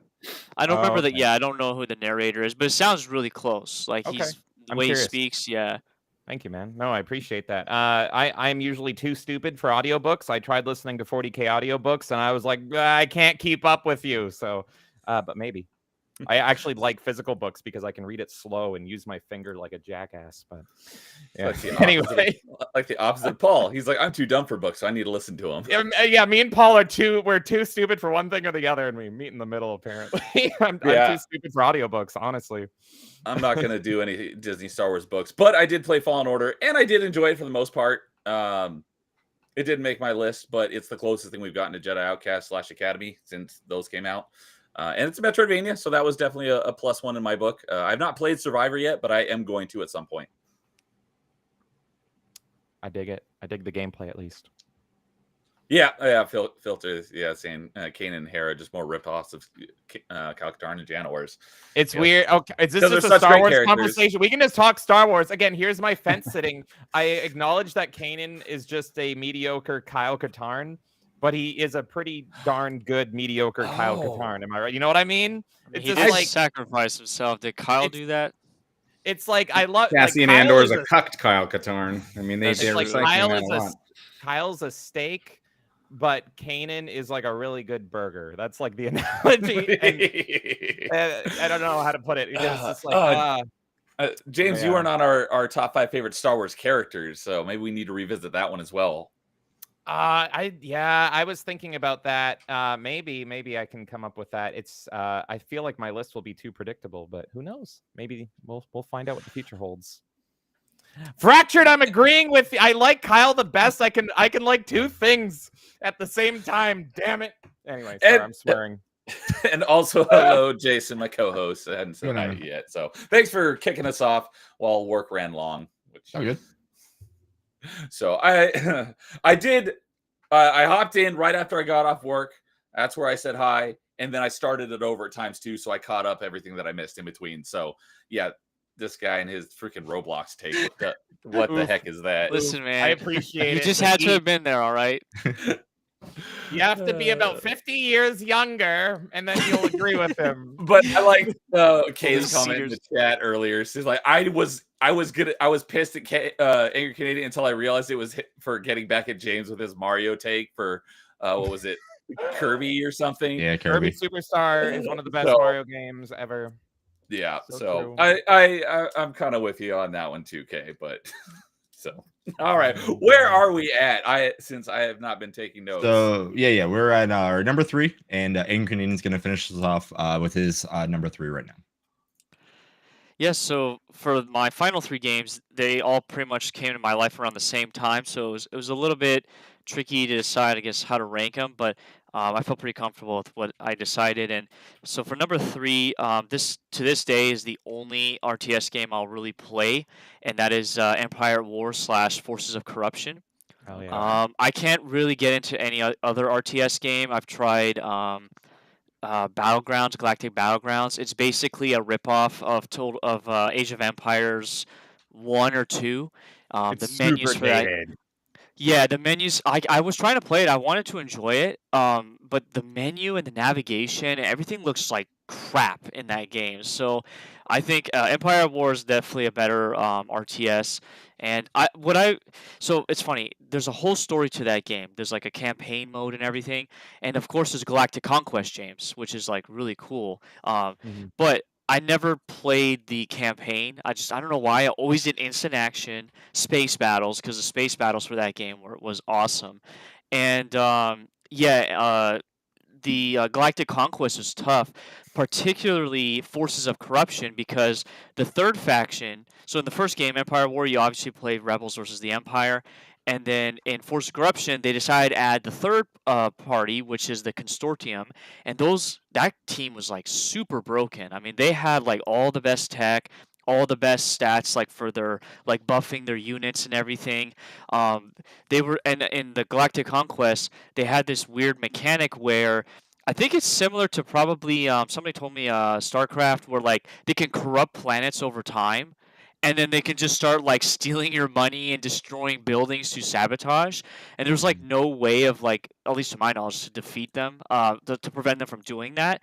So what I would do in Force of Corruption is I would quickly build the Death Star and just start destroying planets left and right to prevent them from like getting corrupted or like leaking over into my side of the galaxy. So I had a lot of fun playing it, especially because Forces of Corruption introduced Thrawn as a playable unit, and that was really cool. Like having a fleet of like Star Destroyers with Thrawn in charge of that, and just going around with the Super Star Destroyer as well. They brought that in with Forces of Corruption. And there was a mod I remember playing. It was called the 1 second 1 credit mod, which basically just broke the game. And it uncapped the reinforcement limit as well. So you can have like 50 Star Destroyers just cluttering the screen, which I'm pretty sure I did that on my May 25th Star Wars Day stream, where I just had like a fleet of Star Destroyers covering it. And yeah, it was a lot of fun just to like see that. And it's a fun game. You can basically hop into it, play for like an hour, and hop out, and felt like you've had a good time playing a game. It's not overly complicated. I think that's the reason why I like it, and I can't really get into Rome Total War, these other RTS type games. I could play Age of Empires, but yeah, I enjoyed it a lot. I need to go back and play the story because I feel like I remember the ending of Forces of Corruption. I remember seeing a clip of it. The ending of it, there's like a end credit scene ending where it shows like some character going to a planet, and in the planet there's a bunch of like old Republic Sith warriors like in carbonite, and it's like implying that like you're gonna wake them up or something and create like this new army. And I thought that was like a really cool ending. But anyways, besides that, like I really enjoyed that game. I like to revisit it like every year, at least once a year, just to like have fun with that stupid mod. And there was also a Clone Wars mod too, which it was okay. But yeah, that gave me that game alone gave me a better appreciation for the Empire and the tech with the Empire, as well as like the rebellion as well. Um, the movie line or the lines are pretty funny in the game too. Some of the quotes and whatnot, and what's cool about that game is they use a lot of music from the movies as well as like sound effects and everything. So it feels like an authentic Star Wars game, which I was really worried streaming it because you know how they are here on YouTube with the Star Sure. Wars John I Williams got music. that when playing Republic Commando. See, that's crazy because that's like all original, except for actually no, I think the whole soundtrack's original. So I don't know why they would strike Don't- you for it, but yeah. that's LucasArts era of Star Wars, so I guess that's why. Don't start me on a rant with that. If it's in a game, we should be able to stream it. Like, f off. Like, it's just the worst. I've been hit with so many Star Wars games. Like, it's John Williams music. Duh, it's a Star Wars game. What do you think they're gonna bring Danny Elfman in? Like, it's the worst. It's like no one's gonna come and watch this stream to just listen to that music. They would go other places to listen to the music. Yeah, I wanna find the one guy that's just like, you ended the mission just as the Imperial March was picking up there. It's like, I just realized Fracture's talking about Melee K, I'm guessing, about the cinematic camera as well. That So was you me. basically it was you. Yeah, you can hit like spacebar, I think it was, or whatever. it's You such a put great idea, but it would break all the time. Yes. like it would look cool, and then all of a sudden you'd see one of your like units just like flickering across the screen and like flying off, and it's like, what the hell did he go? Well, or another moment is where it's like showing a unit, but it's like behind an asteroid, so you're just seeing an asteroid or something, Yes. or like a random space station. It's like, what am I looking at right now? Yeah. It's so It- beautiful. But Yeah. it's cool, and that game goes on sale. I still have my physical for that game. It was a PC only game, and I love it a lot. It's a really cool game. Man, it's a great choice. I love this game. This totally could be in my top 5 if it wasn't for the fact that I absolutely suck at RTS games. So I have never beaten it. It's on my list. I want to beat this game because I do think it is an excellent game. But until I get through that campaign, I'm like, I am not worthy. But the presentation is excellent. I love how like it treats holograms and how they come up and give you orders. So you have a little Darth Vader talking at you like he's intimidating, being 2 inches tall, like staring you down and all that. It's absolutely so cool.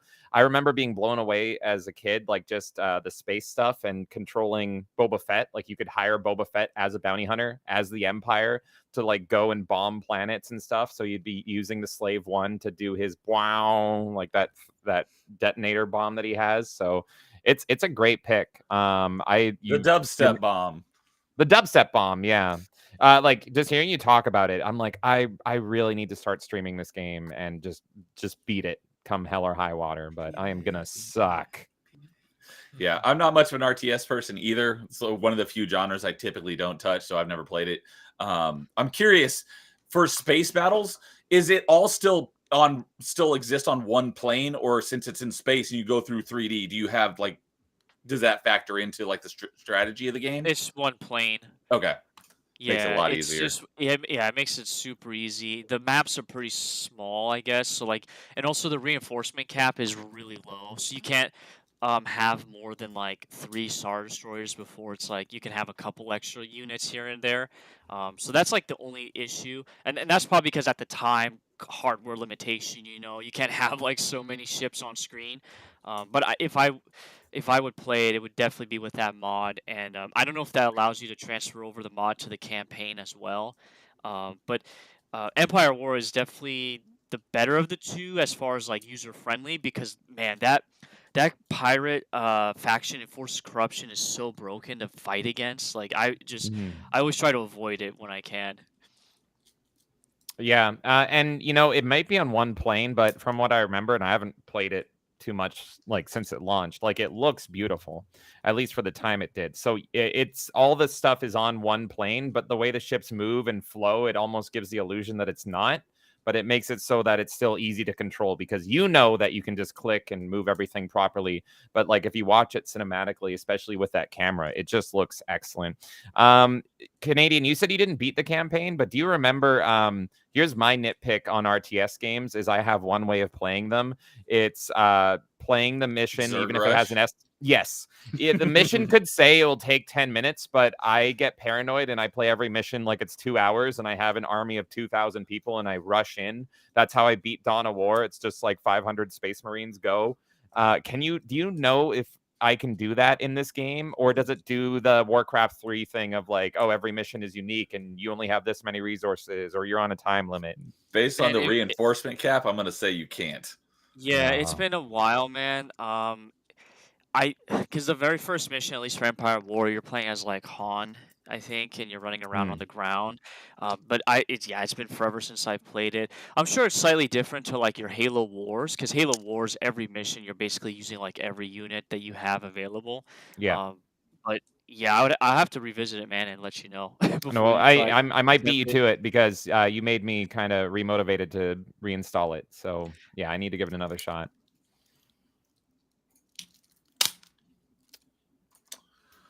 I didn't So want to dominate the conversation. I just heard like fire crackling or something. But yeah. it's in your Canadian's background. It's got the fire crackling. Oh, it's comfy. Yes. Like it's just it's a Jedi that's burning because we have to set them on fire. It's a Dave Filoni campfire story. There you go. One thing I was going to say, Purist, your number 5 was episode 3 game, right? Revenge of the Sith, yeah. For Yeah. Okay. So good. The lightsaber combat on that is awesome as well, dude. The player versus player for sure. Yes, I wanted to touch on that because I vaguely remember the campaign, and I mentioned this a few times recently that it was. I say this in air quotes because I'll get to it in just a second. But for the longest time, there were 2 original Xbox games that I owned the disc of that I couldn't play anymore. The other is The Path of Neo and Episode 3 game because I was like, I don't have an original Xbox anymore, and they're not backwards compatible. And then Carl, a couple months ago, I was on stream and talking about this. He's like, no, Episode 3 is backwards compatible. I'm like, no, it's not. He's like, yeah, it is. So I went and plugged it in. Sure enough, it was. All these years, I thought it was not backwards compatible, and it was.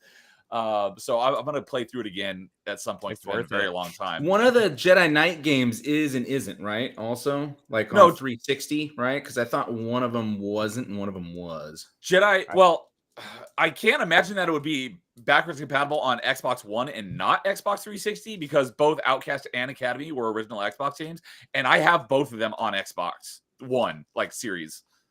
Yeah, So- I'm pretty sure Outcast and Academy are both backwards compatible, and those are the only 2. Like, there's no Dark Forces or anything or Mysteries of the Sith on Xbox, so Yeah, I'm pretty sure they're both backwards compatible.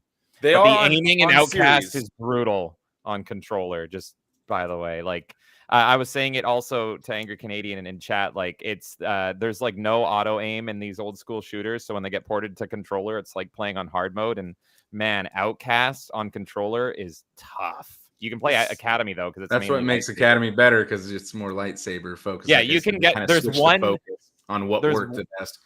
There's one mission in Academy level, where you yeah. have to use normal weapons, and it's like Mhm. suddenly you're on hard mode if you're playing on controller. But apart from that, the game is easy. But yeah, both Outcast and Academy are backwards compatible on the Series X, so I have to assume that they are backwards compatible on the 360 as well. But yeah, the Episode 3 game. So like I said, RTSs I don't really do because there's basically like 3 genres I basically don't touch. It's RTS games, fighting games, and I'm blanking on JRPGs. But I really enjoyed the multiplayer mode in Episode 3 game. It was great because it was basically like Star Wars Mortal Kombat. Yeah, And which I is never what I'm a had- big Mortal Kombat fan. So yeah, that's exactly. I what played makes Mortal it was. Kombat 9 like 1 time. So that's my experience with Oh, Mortal you Kombat. played the best one. You played like peak. I mean, I do like Um, some of the older ones, but But yeah, I didn't have anyone to play it with, but I enjoyed just playing against the AI. And I was curious who your main was in the Episode 3 multiplayer. Did you have a go-to? I need to look up the roster. Because I remember, other than obviously Obi-Wan and Anakin, I remember one other character, and it's because that was my main. Not that I played it a whole lot, but when I played, I it was my I favorite. like using Anakin and Vader, and then Grievous too, for sure. Okay, mine was Syndralig. He was freaking awesome. Yeah, a lot of people like Syndralig for sure. So Yeah, I'm looking at the roster now, and apart from the obvious Mace Windu jokes, yeah, definitely Anakin and Vader would have been my go-tos. It wasn't a big roster, but still, for a tacked-on mode in a great game, a great movie-based game, it's good stuff. So, and before I move on, I just want to highlight this. Thank you, Filter. So he agrees with me basically because he says you want to play JRPGs, but you played and liked KOTOR. That's why KOTOR was on my top 5 favorite JRPGs. Yeah, and that's why it shines. It's such a good game. That yeah. Because it's not. I mean, it's essentially turn-based, and it's an RPG, so it qualifies as JRPG. But it has. I don't care for the gameplay in KOTOR, but it does have a phenomenal story. So you're on the side then if they were to remaster it, not remake it, would you do like God of War or like some other like newer conceptual thing where it's not turn-based and just change that aspect of the game only? Yes. So I'm very happy that the remake has been essentially scrapped. I mean, Exactly. it's in limbo, but I don't think it's ever going to happen. So I say that it's scrapped. That's a good thing. purgatory. A right now. remaster. Well, I would say a remaster because I'm going to be playing it again because I only played it once, like when it was new. So I'm going to play it again at some point because I haven't played it in like 20 years. And then I'm going to play KOTOR 2, which I've never played. But Played on my PC. my best friend IRL, he was talking to me one time, and it's like if they made like a KOTOR 3 but they made it like the combat of Jedi Outcast and Jedi Academy. That might be like my favorite game of all time if that ever existed. Oh, hell yeah, man. You're taking the best of both The worlds. best of both worlds. Well, that could be the greatest game ever made. But that would not be considered, if they were to add that into KOTOR, I would consider that a remake, not a remaster, because a remaster is like upping the graphics and leaving everything else the same. Exactly. And why would you remake like a story that's, you know, held above like almost any other one, like for any RPG, as well as up there with some of the actual, you know, stories like with the movies and the books and stuff. So that'd be the biggest idiotic thing you could do. Well, you got my brain going saying like God of War gameplay, and I actually agree. I want a KOTOR remake that's like God of War gameplay, but specifically the God of War versions. the God of War 1 QTEs I want in a KOTOR remake. So I want it so that Revan has a QTE 3-way with Bastila and Handmaiden. And then instead of Force Heal, and that will be my battle meditation. So I think we can all get behind that. At least I know I can get behind Bastila. Shoot, I was going to say something else about it, but you threw off my train of thought. What? That's completely logical. What's up, Brandon Tran? Haven't you all? Hey, what's up, Brandon this? Tran? Good to see you, buddy. Filter saying Neo just broke my brain. Because yeah, the gameplay in KOTOR is okay, but it's got nothing on Jedi Outcast and Jedi Academy. But the story is phenomenal. So if you could merge those two together, that could be the greatest game of all time. Oh, yeah, that's what I was. I'm ADD, say. So it's hard for me to like turn play. I like to have the action going, you know. Yeah, that's the main thing. What I don't like about JRPGs is the turn-based combat. What I was gonna say a minute ago is that we've talked about the whole the KOTOR remake on Party Chat a bunch over the years, and one thing that I said was like, because I don't know about the technical details behind making a remake of it, like could. The only thing I could see them needing to remake is, since it's 20 years old, is maybe having the actors come in and re-record their lines for higher quality audio. Everything else, you just up the graphics. And Mark the Cyborg, who's my co-host on Party Chat, was like, they wouldn't even need to do that. They've got tools where they can take the existing audio from the game and basically like up-res it, whatever the audio version of up-resing it is. So you literally don't need to re-record anything. I'd be like, I would be all for that. But what, and look at the production hell that it's in, like they could have already done that. But then again, that's kind of like saying, like, if they had like all these books and comics and everything that they could just like direct adapt into movies, like that would be a great strategy too. But you know, they didn't have those. So yeah, the fact that they're bringing people in to like write the story, it's like, no, you don't need to write the story. The story already exists. Don't touch it. Hard work was perfect. done. Yeah. So that's when they started talking about like people to write it. It's like, no, that's where this needs to die in a fire. And what the heck are you laughing at, James? Don't read chat. Just don't read chat. Right now, okay, I'm behind on chat, so I'm building our own lore. I'm navigating the landmines that is chat right now. So all get behind Bastila? Yeah, just we do a little simping. It's called we do a little simping. Yeah. All us sexist OG Star Wars fans. Yeah. I haven't heard many people that don't like Bastila. But. Oh, while we're on the topic of Star Wars, thank you, Brandon Tran. Mm-hmm. R.I.P. to the legend James Earl Jones. That was sad to hear. I think it was yesterday. Yeah, but lived a ripe 93. Rest in peace. You are a legend, sir. It was always great to see your passion for the things that you were in. I know most people know him as Vader. He was in a number of other things. Probably one of the other most well-known things was the voice of Mufasa. His actual face, the only other thing I think I ever saw him in was the 90s Tom Clancy movies. He was Greer. Thulsa Doom and Conan. I was never saw that one. Yeah. Oh, you got to go back and revisit those. They're fun. Not mistaken, he was also in The Sandlot as well. Yep. I saw that when I was like America. 5 and didn't know who he was yet. So, but yes, rest in peace, James Earl Jones. You will never be forgotten. So thank you for reminding and bringing that up, because that is very relevant to our topic tonight. So thank you for that, Brandon. 100%. So, all right. Well, I think we went off on a long tangent thanks to me being late to the stream. So I don't know who was the last one that gave their number, but I think Star we're on to our number Wars 2s. purists. Marvel purists, and now I think Canadians batting up something, right? Are we gonna think. start with No, Canadian for number We were twos? done with threes because Pyrrhus was giving us his. Oh third, and yeah, that that's was right. the And then end of the Empire at three War bracket. was you, and then yeah, okay. Yep, we're at number 2. All right. I wasn't paying attention to the order, so I'm gonna pick James to go for number 2. Oh, okay. Well, it's good you picked me for number 2 because someone else has already listed this one, but I absolutely love this game. This was a hard not pick for number 1. Love this game so much. I have so many memories, and I've made genuine friends that I still talk to this day through this game. It's already been talked about. It was tough even to pick this one out of its series. It's Jedi Academy. This is also my pick. Yep. So number 2 pick, this beat out all the other amazing games in the Jedi Knight series. So this beat out Dark Forces 2, Jedi Outcast, Mysteries of the Sith. And Even there with is a Rosh, this still made. that is the negative points. It was close. Probably Dark Forces 2 comes the closest to this for me. But I know how much you love Jedi Knight, so.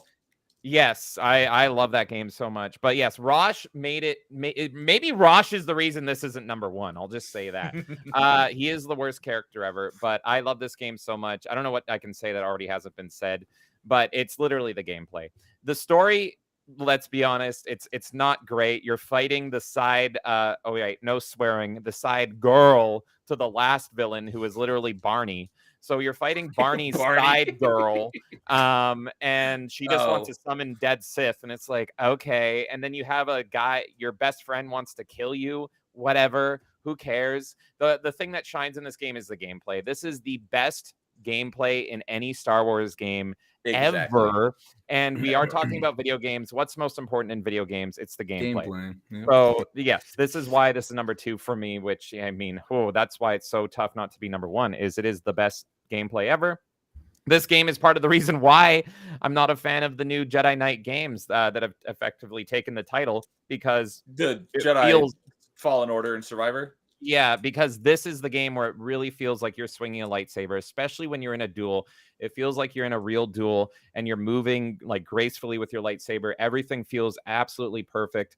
And really, this was my Xbox Live game. My 2 Xbox Live games on original Xbox were Halo 2 and this. And I may have even played this more than Halo 2, because this game, I would just jump in a lobby and I'd get with my Sith clan, because we were a Sith clan, and we'd roll up on Jedis and we'd literally have duel tournaments and stuff like that. It was as nerdy. And the sad plural as for no. Jedi is Jedi. So actually, All right, well, filth. I just call them scum.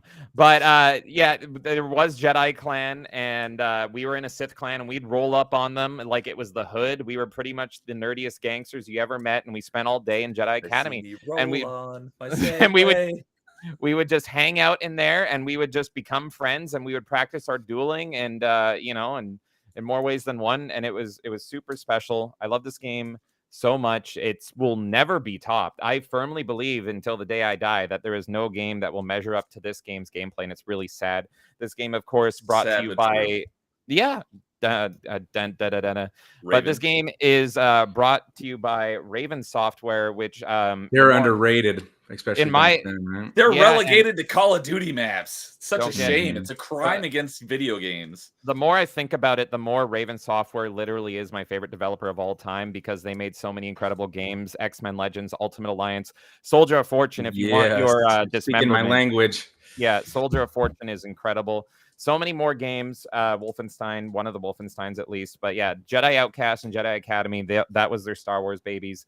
And it was absolutely peak. It was so peak. I absolutely loved it. This is the finale to the Kyle Katarn story. I do kind of like it, because even though it is the weakest story in them, it is kind of a somber passing of the torch. He is seen more as like a master now, and he is the side character to literally you. So in that way, it's kind of beautiful. But really, to me, this game, it brings back so many memories with Xbox Live. When Xbox Live was closing down, I swapped between 2 games. That day, everyone was sad, and I loaded up Halo 2 with my friends, and I loaded up Jedi Academy, and we said farewell to that game. And I think about that day like a lot. It's incredible. It was just a day full of Halo 2 and Jedi Academy, and maybe a touch of Conquer's Live and Reloaded. But Battlefront 2? No, you know what's weird is I really just play Battlefront 2 offline. I don't know why, even though I love it. It's my comfort. It's like junk food gaming. I just boot it up. I never really had online experiences with it. But yeah, absolutely love this game. If someone out there hasn't played it, it's the best gameplay you will ever get in a Star Wars game, period. Cannot recommend it enough. And you know what? You still can play online through Movie Battles. And I've never actually played Movie Battles, so it's about time that I mod it up and load it up and see what's different. And I can get good with a mouse and keyboard because I've always played this game on controller. So I suck with mouse and keyboard personally. But yeah, That's love it funny. so much. So for us, like, we both love this game so much, but like we're the opposite sides of the coin, because you were sounds like you were heavily on the multiplayer side, and you played it on console. I played it on PC, and I don't think I ever even played the multiplayer. I only played the campaign. That's crazy. That is so crazy to me because I actually didn't beat the campaign for years because it took up all my time just playing multiplayer. And like I was almost more into the multiplayer in this game than I was in World of Warcraft, because it was like we had a clan. Yeah. We had a clan, and we would manage it, and we would like have people, and we would schedule dates to like fight Jedi and like open up the servers and all this stuff. It was something super special, and it all went away when they closed the Xbox Live servers down for original Xbox. But yeah, it was special. It was so special. My favorite memory, if I can say, oh God, I have so many. I have two. Okay, I have two. Super quick. One was because we would literally just hang out in here. This was like My Life or whatever that game is called. It was just like, it was a game where you'd hang out. And someone joined our server, and we were just having a casual conversation, me and my friend. And he just comes up and he starts jumping on my friend's head while we're talking about a TV show or something. And he goes, "Oh, excuse me for a minute." And he just takes him, he force chokes him and pushes him into a hole and insta kills him. And he's like, "So anyway, where was I?" And we just like burst out laughing. And then the other memory was there's a glitch that's still in the game where if you go single hilt lightsaber and you put it so you have 1 foot up on a platform, your foot actually goes up and you have 1 foot down. And if you heavy swing to the right towards your crouched up foot, your other foot clips into the ground and you walk in slow-mo. And it does that until you kind of jump or like fall off a platform. And we called it snail riding in the game or something. And we had a whole server one time, and we all went snail mode, and we all lined up, and we're like, we're going to do Mario Kart. And so we were all dying laughing, and we all did. This is on Xbox Live, original Xbox Live. We all line up, and we didn't know what would happen. We're all dying laughing. It's like 3 a.m.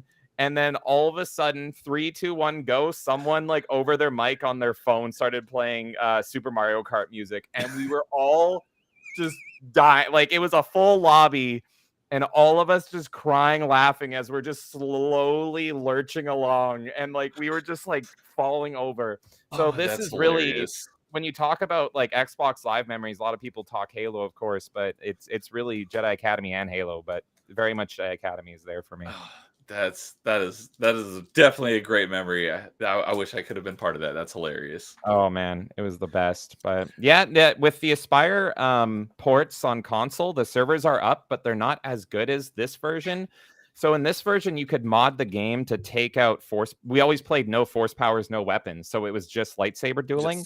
And for some reason, the Aspire versions, they take out modding. Which you had to mod that. There was no like options for that in the settings. It was an in-game mod. Sorry, yeah, it was in-game settings. It was additional set. You would go in-game setting, but the Aspire version doesn't have that. Yes, which is it's so weird. So I bought this on Switch. I bought it on Switch, and the servers were there. And the thing is, we had a whole respect system in this game. Like, there was an unspoken rules, and so you would taunt if you wanted to duel somebody. And so you would, we would always turn off weapons and force powers. You can't do that in the new ported versions that are on PlayStation 4 and Switch, and it's playable on 5. And so I went in and I was doing duels. People would start attacking me, and I'm like, I feel so old. You kids have no idea. And then when I'm about to kill them, they started force draining me, or they'd swap to their rocket launcher, and I was just like, damn kids, no respect. They don't know the rules like I did in my little niche community back in the day. So yeah, very weird. I need to try Movie Battles. I never have. I know a lot about it, but so you said you played it mostly the Xbox version, right? Yeah, pretty much exclusively. Okay, because yeah, I've got the digital version on Xbox, I was going to say I'll boot it up and check, but it's the same version, just the digital version. Yeah. I'll boot it up. The PC version has to have that, like the original one. Yeah, the reason I've never gotten back into the game is on PC. The PC version of the game, at least vanilla, it doesn't really work with controller, and that's how I play the game is controller. That's just how I've always known the game. So you can't really get the movement exactly correct. So again, that's why I'm curious about movie battles. Maybe I can get it to play through the mods that way, but in vanilla Jedi Academy, it doesn't. On Xbox, it doesn't play the same. On Switch, it's pretty damn close. It's not exact, but it does play pretty similar. Because I know Filter and I were talking, or I think might have seen him mention it a little while back, because thanks to Dude, he's got me really into retro achievements, and the GameCube just launched in July, and one of the games that has retro achievements is the GameCube version of Jedi Outcast. Unfortunately, there was never a GameCube version of Jedi Academy, only Jedi Outcast. So I have started it in that I just got one achievement to throw it on my retro achievement profile. And because I love Jedi Outcast, and I played that far more times than Jedi Academy, because I didn't get Jedi Academy until quite a few years after it had come out, whereas I had Jedi Outcast like on launch.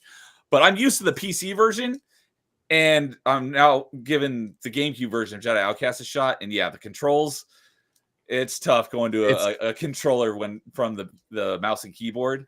Honestly, Outcast is kind of unplayable on console. It's crazy. Worse than that, though, is the textures look like dog crap. They are so bad.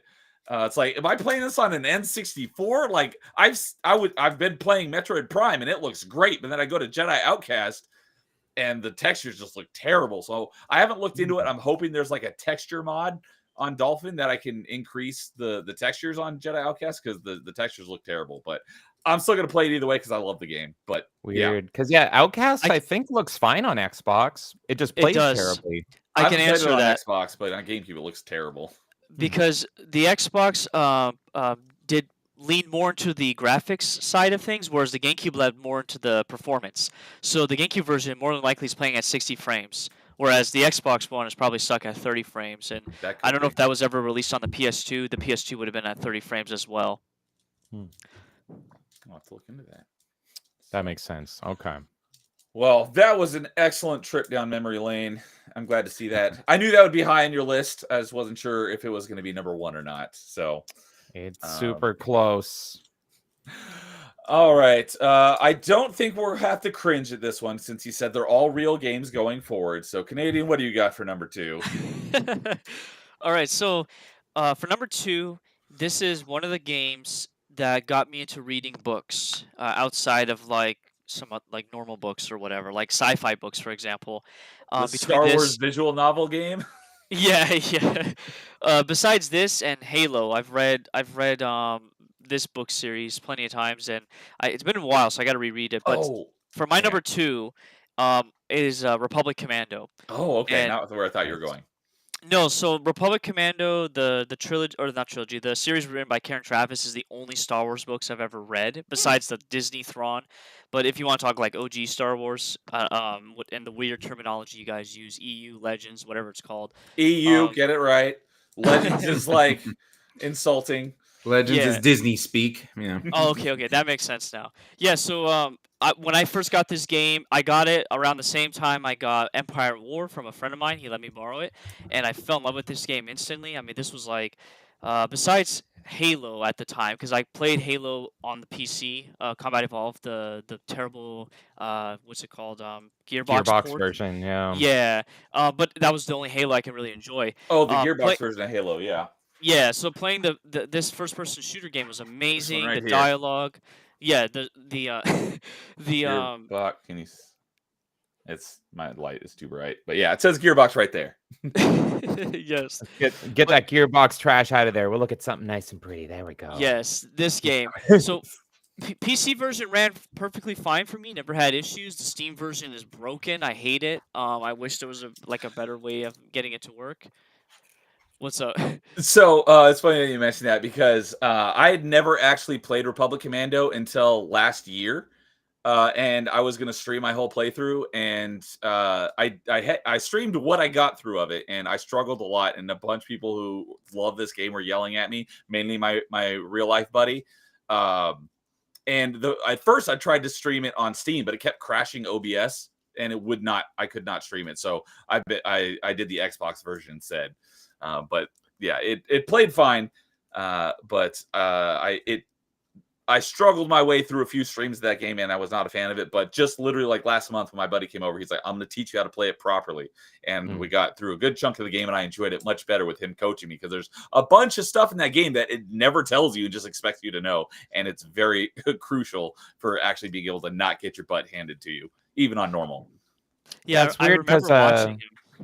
Oh, go ahead, James. Sorry. Oh, no, sorry. The Steam I've never tried streaming it, but the Steam version ran fine for me. So I wonder if it's just an OBS conflict. It could Because I beat it on Steam, I want to say around maybe 2015, 2016, and I had a fine time. But if you introduce OBS, then all sorts of issues could come about. But it's unfortunate because, like, just like Outcast, I feel like Republic Commando, you need mouse and keyboard aiming because there's no auto aim or anything on controller. It's like ramping up the difficulty. I haven't had any troubles with the controller controls. My issue is just like not knowing the mechanics of the game to successfully play it correctly. So, Canadian, were you on with some of those streams watching me suffer? I remember that. That was rough to watch that.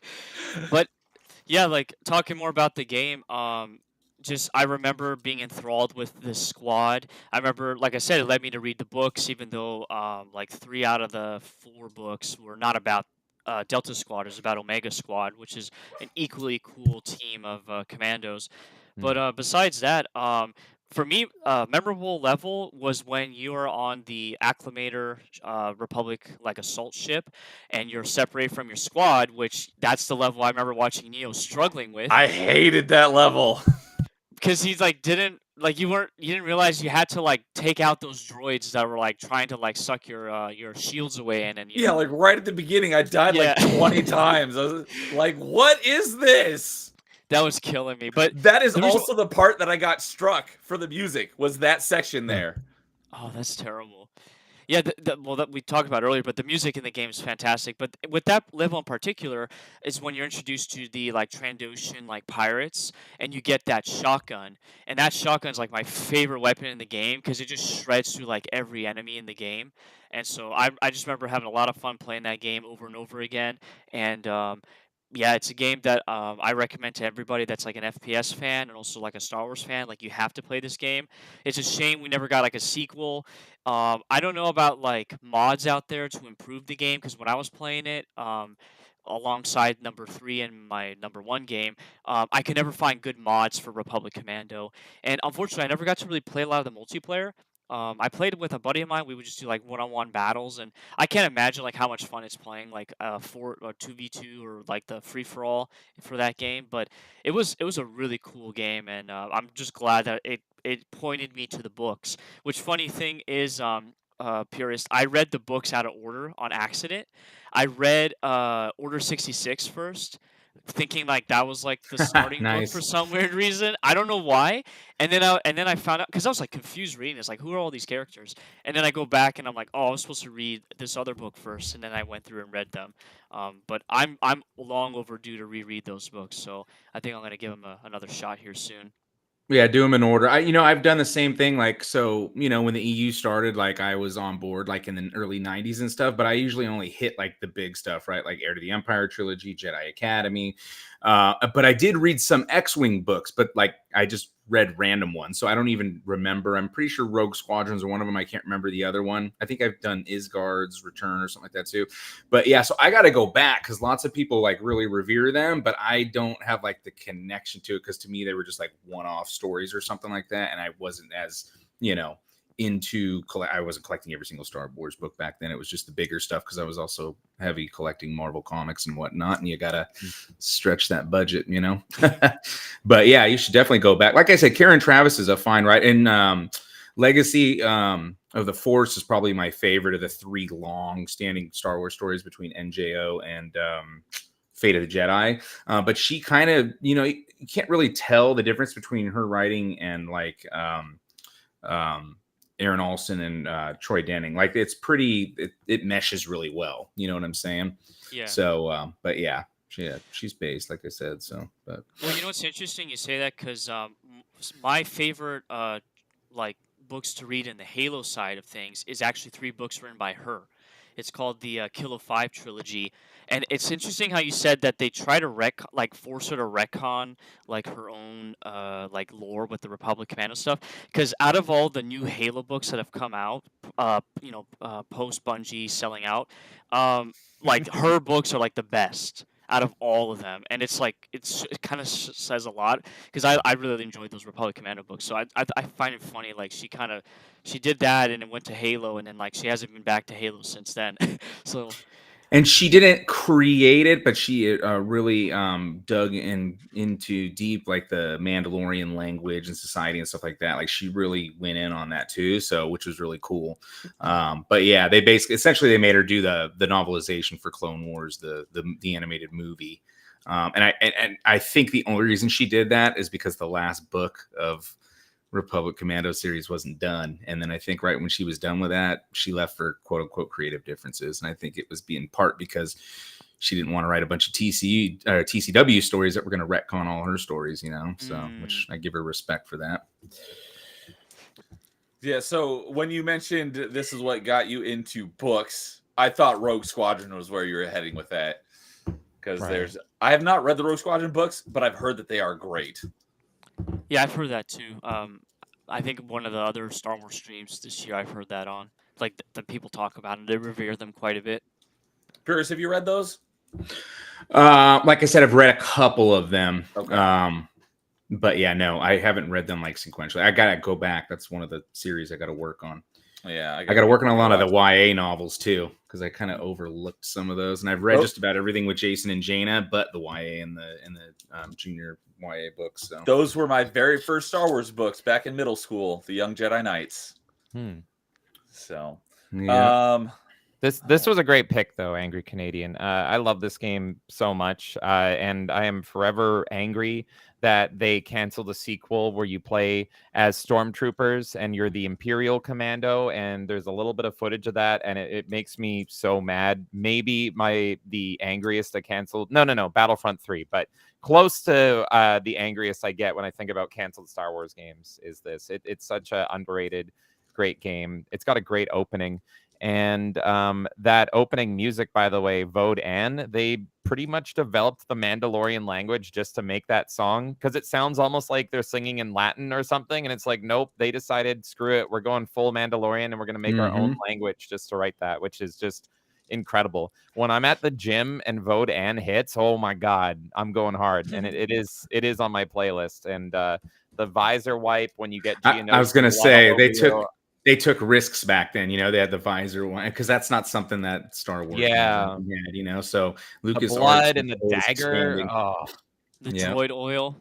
Yes, yeah. Oh, it's so good. And here, if anyone is mad that I haven't been bad to Disney, here's what I will say. This game and Delta Squad are so much superior to Bad Batch. Bad Batch is insufferable. Bad Batch should have been Delta Squad. 3 episodes. They did give him that's right. They gave him a cameo, so they did make Delta Squad canon in Bad I'm saying Batch. Bad Batch series should have been like about 3 episodes, because it was terrible. Bad Batch should have been about Delta Squad. Yeah, but they actually do make Delta Squad canon in Bad Batch. You can see them in the background at one point, which was kind of cute, but it was like they don't make it about Delta Squad instead, because I love Delta Squad. I think their characters are way more engaging than Bad Batch. I love this game, and I really wish we got to carry them over into Imperial Commando, because that literally could have been my favorite game of all time, built off this game. My God. Just if it had 4-player co-op, that would have been such a missed opportunity. Yep. That could have been in the sequel. Yeah, imagine Imperial Commando, say on like the 360 with like the Halo 4-player co-op. Oh man, that would have been so good. I would have been fine with a Army of Two style Republic Commando game. So 2-player co-op. I like would that have been game. cool as well. I wanted to say an interesting fact about Republic Commando. The producer director was Tim Longo, and he was the same guy that went over and was the creative director for Halo 5 Guardians. So when that was announced and like he was Wow. working on that project, I was excited because I was like, okay, he did Republic Commando, so we're gonna have kind of like those squad mechanics. And then we get Halo 5 Guardians, you're just like, this is not like what we were expecting, especially with how they try to mimic the squad revives that you have in Republic Commando. I really enjoyed the demolition stuff you got to do, the orders that you can give to like take the cover. tactics, yeah. Oh, Yeah, like I so mean, all good. that stuff, the different visors you get to switch on with. I mean, yeah, that game is like. I wish there would be a fan remaster project or something that could be done and put it to like 4K graphics because that would be amazing. 100%. So, Uh, all right. Anything else about Republic Commando? Nope, that's it for me. All right. That's I meant great. to Go play it. I saw a new face in chat a while ago and I meant to say hi. So Anthony Jameson, hello. I don't think I've seen you before. So welcome. Hope you're enjoying it. And for him, it's the Super Star Wars games. Very difficult, but I enjoyed those. Yeah, that's on. I believe it's Super Return of the Jedi that's on behind you, James. I wanted to put Empire Strikes Back there because that was my first Star Wars game, but it's just white because it doesn't show up. So I looked because it's all Hoth, and so it's kind of like just a blinding my light shadow there. box. It looks great, Yeah. but the white, it's just all white. You can't really see it. So yeah, I settled for Return of the Jedi, but yeah, Empire was my childhood. My suffering, horrible childhood. Those games are great. That's when you really had to earn it, man. NES, Oh, Super NES. I'm going to be Sega. playing through those games again for retro achievements at some point. I enjoyed them. I think I beat all three of them when I was a kid. I don't remember, but I did play all three of them. I think I rented Super Star Wars. I did own Super Return of the Jedi, and then I think I borrowed Super. I did also rent Super Return of the Jedi because I remember that was the game I got to rent on the way to the dentist to get some teeth out, and I was going to be off school for a day, so I got to stay home and play that all day. So I have good memories of that game. But yeah, I think those were in my honorable mentions when we did the first one of this.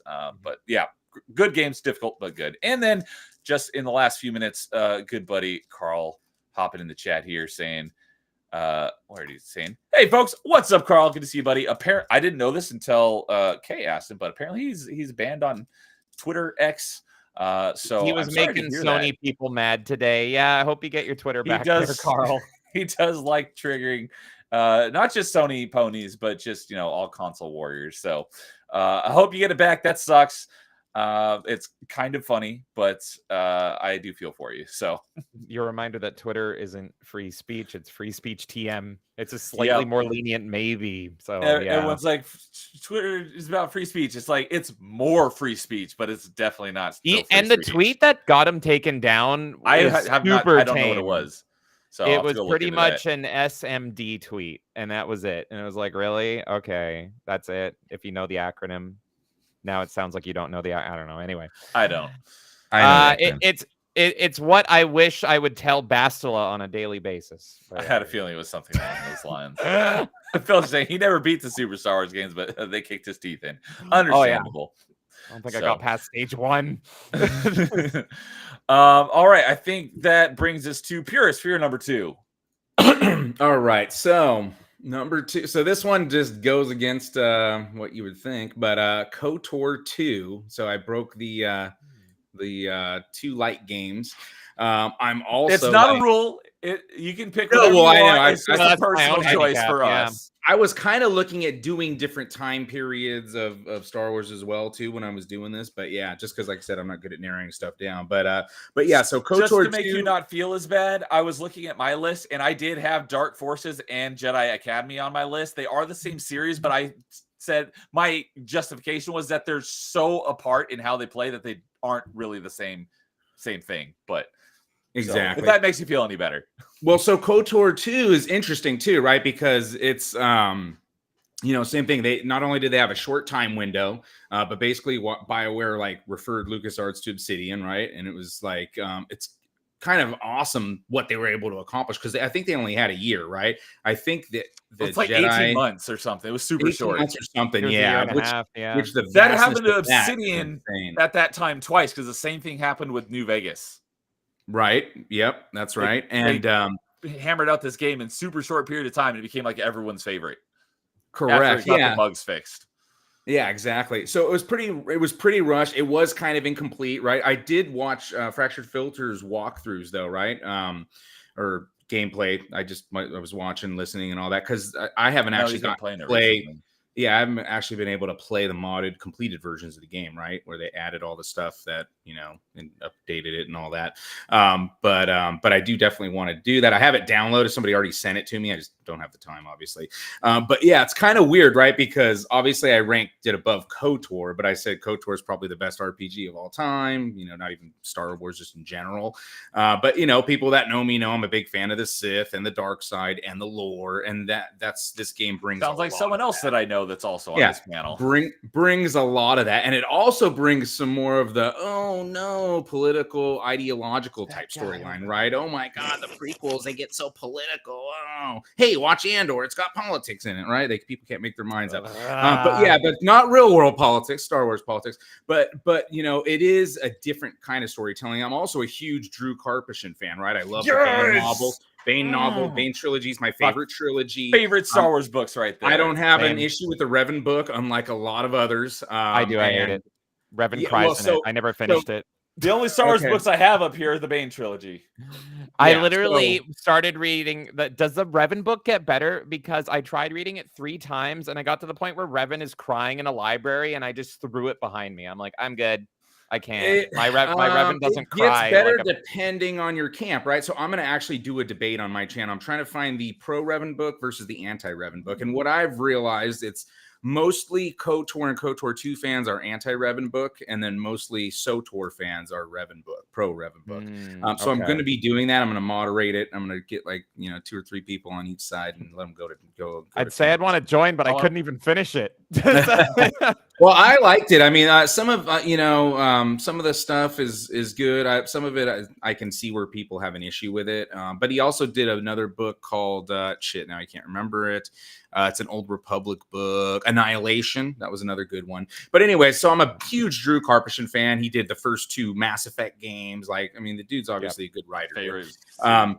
But unlike others, what was I gonna say? Chris Avallone just knocks it out of the park, right? I mean, because he's the one who wrote KOTOR 2, right? And I'm actually going to be going to EUCon 2, aka Legends Con, the real one that's in Arlington. Legends Con. I wish I could go. Yeah. So, but Chris Avallone's going to be there, dude. So I'm going to love picking his brain and all that. But yeah, I mean, honestly, the story, it's very dark. The mood, it's very different than the first KOTOR game. Ominous, I always play full dark side the first time through, like I said, on KOTOR.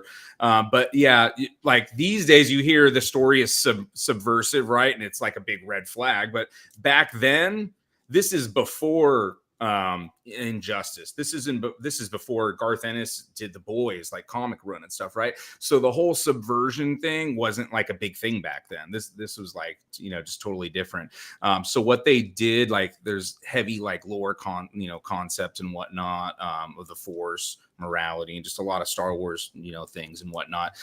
So yeah, especially as you get older and reflect back on it or get another playthrough or whatever, it's actually pretty cool. But anyways, the actual game is just fun. You know what I'm saying? I think the controls and the gameplay kind of probably suffer from the short launch time between. They didn't have a lot of time to maybe improve them or anything. I think they're probably same tier as the original game. But I will say Mark Griskey is the one who did the soundtrack. I think it's a big step up, not taking anything away from Jeremy Soule, who did the soundtrack on the first KOTOR game. But the second one, I think, is just better score and all that stuff. Now, obviously, there's still the Malak Battle, Basilisk theme that are very iconic from the first KOTOR game. But I think just overall, KOTOR 2 just sounds better. He just meshes with the tone and the type of game and all that stuff. And then he even goes on, does great stuff with the SOTOR game as well. But yeah, the characters in the game are great. I love the concept and character of Darth Nihilus. Awesome Sith Lord. Visas Marr, she's freaking awesome too. His Miraluka apprentice. Atten Rand, the Zabrak, can't remember the name, Bodor. Yeah. And then they have the influence meter, right? That kind of ties directly into Mitra Surik's character arc, right? But yeah, and then like I said, yeah, the Revan book's controversial and all that, but yeah, I mean, I don't know. There's just everything would say like I don't know if this game is better than the first one, but for some reason I just like it a lot better, you know. So, but yeah, it's I don't know, it's freaking awesome. Now they were supposed to do a KOTOR 3, which also adds to like some of the drama, right? Because they did, you know, SOTOR. But yeah, I think that's one of the top 3 like EU things, like to see a KOTOR 3, Sword of the Jedi for Jaina's arc, and then like Darth Zana's arc continued after the Bane trilogy. Those are like the 3 EU wish list things I wish they would have done before they sold. But yeah, there's lots of cool stuff, like the Paragus mining facility stuff's pretty dope. It kind of gives like a horror-esque vibe. I'm actually not that big of a fan of Darth Sion, but conceptually, like, he's a good idea, you know. I like Nihilus was just awesome, dude. I would have kind of liked him to be the last boss, but obviously you need the Visas character to push a lot of the like plot through and whatnot. But yeah, I don't know. They went so far on this one, you can actually literally have somebody self-terminate in the game on Nar Shaddaa. Freaking pretty nuts. Yes. But yeah, so I mean, the game's just it's just awesome, man. Yeah, like everything tells you it's not as good as the first one, but it is. So I know a lot of people who like KOTOR 2 even better than KOTOR 1. So yeah, it's just another one of those things, kind of like Battlefront 2. You know, it's just this unexplainable, just awesomeness of the game. Curious though, is it still as high on your list without the restored content? I didn't put it that high on my list with the restored content Because you haven't just played it, barely right? off the Like, game. you haven't. Yeah, played the I haven't restored played the content? restored content. I've only watched Fractured play the restored content. Interesting. Okay. Yeah. Wow. I'm assuming you're gonna like it even better with it because Playing it, yeah, for sure. James was like, if you get KOTOR 2 on Steam, you just go click this button, you have the restored content. Yeah. That's the proper way to play. Exactly. Yeah, feel free to add me on Steam, because in my Steam review I have a guide on here's what you need to install and here's how easy it is. And so I think I was so shoved that down excited everyone's throat. from the first game that I didn't care. You know what I'm saying? And I kind of understood, you know, the fact that it was kind of a rushed game and stuff. But you know, like the Jedi games, though, those were kind of rushed too, right? I think the turnaround time between Outcast and Academy was very short. Yeah, They were Jedi really- Outcast was years after Jedi Knight, but Jedi Academy was I think Jedi it Outcast was was like the 2003 same year, right? and Jedi Academy was 2004. It was like a year apart. It was Yeah. very close, but it was built on the exact same game, so they had a lot of the building blocks already Yeah. there. And like I said, they leaned into what they knew, like, you know, hey, let's just go heavy on lightsaber because we know that's what's working with this game. And On the novel side of things, that's almost exactly what happened with the second Bane book too. yeah. You had to rush Yep. that out in a very Yep, short they period of did. time. Yeah, it was actually supposed to be the Plagueis book, and then they put Plagueis on hold to have I did not Harpishon know to- that part. to do. Yeah, I just learned that one recently, actually. Yeah. But I need to read that Plagueis book to pretend that Acolyte never happened. I've always been meaning to read it, and so now Yeah, I mean, all the time. people complaining about never getting the nothing will ever top that novel. We covered it. Me and Raging Rhino. We did it 3 different episodes before Acolyte. Well, our last episode was after because we got busy and whatnot, but we kind of preempted it because we kind of knew Acolyte was going to suck, and to put Plagueis in at the end, to shoehorn him in to get people to anticipate for a second season is stupid, because that would have been the story you wanted to tell in the first place. But I love all the whatever. I'm people glad being they like, did. well, I guess you're not going to get your Plagueis payoff now. And it's like, right there in the dang. book. Right there in the book. And if you can do audiobooks, man, the audio on it is top tier, because that's like right before the sale, man. And like they had fine-tuned, like there's a big difference between Splinter of the Mind's Eye on audiobook and This is freaking like the very Plagueis first or the one. Bane trilogy. Like it's their master class by the time you get to those like newer books. Damn, So- I got to read it. I heard the Plagueis book was not canon though. I mean, who It cares is about canon. canon It is anymore? canon. You can't remove canon. Like so canon is That the sounds rule. like a talking point from Canon. Tim. Yeah, well, hey, but canon is the rules and regulations Shout of the out universe. to that Open make- Airlock, who is now United Spacers Alliance. Exactly. I mean, canon is what makes the universe, right? So, I mean, you can't like change. What does everybody love about Star Wars? You can't just change it and then say it's still Star Wars, because then it's not Star Wars. That's a Right. big problem that Disney has, is because they're changing all the stuff that made the universe. You can't do that just because you own something. Again, I don't care whether the creator's involved or not. Like when they rebooted the X-Men, that was the beginning of the end. They're still a popular franchise and all that. But we're talking about like the Chris Claremont era built it up to where they were selling millions of copies every month. You know, that's the totality of that work, and then they rebooted and then they destroyed it. You know, it's just proof. You know, like Yeah, you just Disney don't mess with a good thing. I can't remember pieces who here and there from the EU and adapts it into their version of Star Wars, but like terribly. Yeah, it's trash. Like, you know, it was already Well, all lined up. I can't remember was who that, said it, James? but there was a Disney executive or somebody. It wasn't like the main guy or anything. That was he openly got triggered at all the people complaining at all the retcons and subversion that Disney was doing. Was that it he Pablo literally- Hidalgo? Maybe, I don't remember who it was, but he He's literally supposed to be like the Star Wars lore master. He wrote source books explaining why things were canon and why they connected and stuff. This is He actually- before Disney, right? The essential reader's companion. That's like one of the best source books there is. Connects and shows like all the lore and what the canon is and all of that. But he's Okay, a well, sellout. He's if a he's sellout, smart, so. okay, then maybe it was him. But yeah, there was somebody higher up at Disney, and it came off like it was a suit, and he pretty much got mad at all the fans, and he's like, "Okay, who cares? Canon is whatever you want it to be." And I'm like, "Okay, Yeah. cool." That All sounds your like stuff something is- he would say. So I was like, "Okay, none of your stuff's canon." So to me, Star Wars is such a gong show at this point. It's like a la carte. Take your canon. Your canon's whatever you want it to be. For me, it's the 6 movies, and then I pick and choose whatever I choose to believe. And 99% of stuff under. Well, it'd be Disney like is- making the Ninja Turtles a bunch of giraffes or something, right? I mean, they're not the Ninja Turtles anymore, right? I mean, there's the rules on how they became and how Splinter was and all that stuff, right? You can't just change that and those concepts in that universe. Otherwise, it's not that universe anymore. Mhm. Speaking of that, you mentioned Ninja Turtles. I just saw this on Twitter earlier that the voice actor for Splinter passed away today as well. So Yeah. That sucks. Animated. I don't know his name because I was never into TMNT, but another legend lost. So shout out to the voice of Splinter. Yeah, one of the most comic accurate movies ever, actually. It was the animated voice actor that passed away. So the original 80s cartoon. It was that Yeah. Splinter. So But I do love the live action. Oh, my sons! I love that's Mhm. my Splinter for sure. That's the Oh, one I yeah. always imitate. the voice actor for this cartoon one versus the 90s live action. That's right. So Yeah. all right. And a few minutes ago, we had Amon Ra showing up. What's Boo! up, Amon Ra? Boo to you too. Good to see you, buddy. And I'm very much looking forward to that Revan stream, Furious. That sounds like fun. I can't wait to watch it. And I think you should have Filter on the pro Revan book side. He is, yeah. He's gonna be on it though. I already told him. He said he's gonna Okay. do it, so. Awesome. But I think he'll be anti-Revan or the anti-Revan Yeah. book for sure. I was just kidding. I very much. I that's gonna be a good stream. I can't wait for that to watch that one.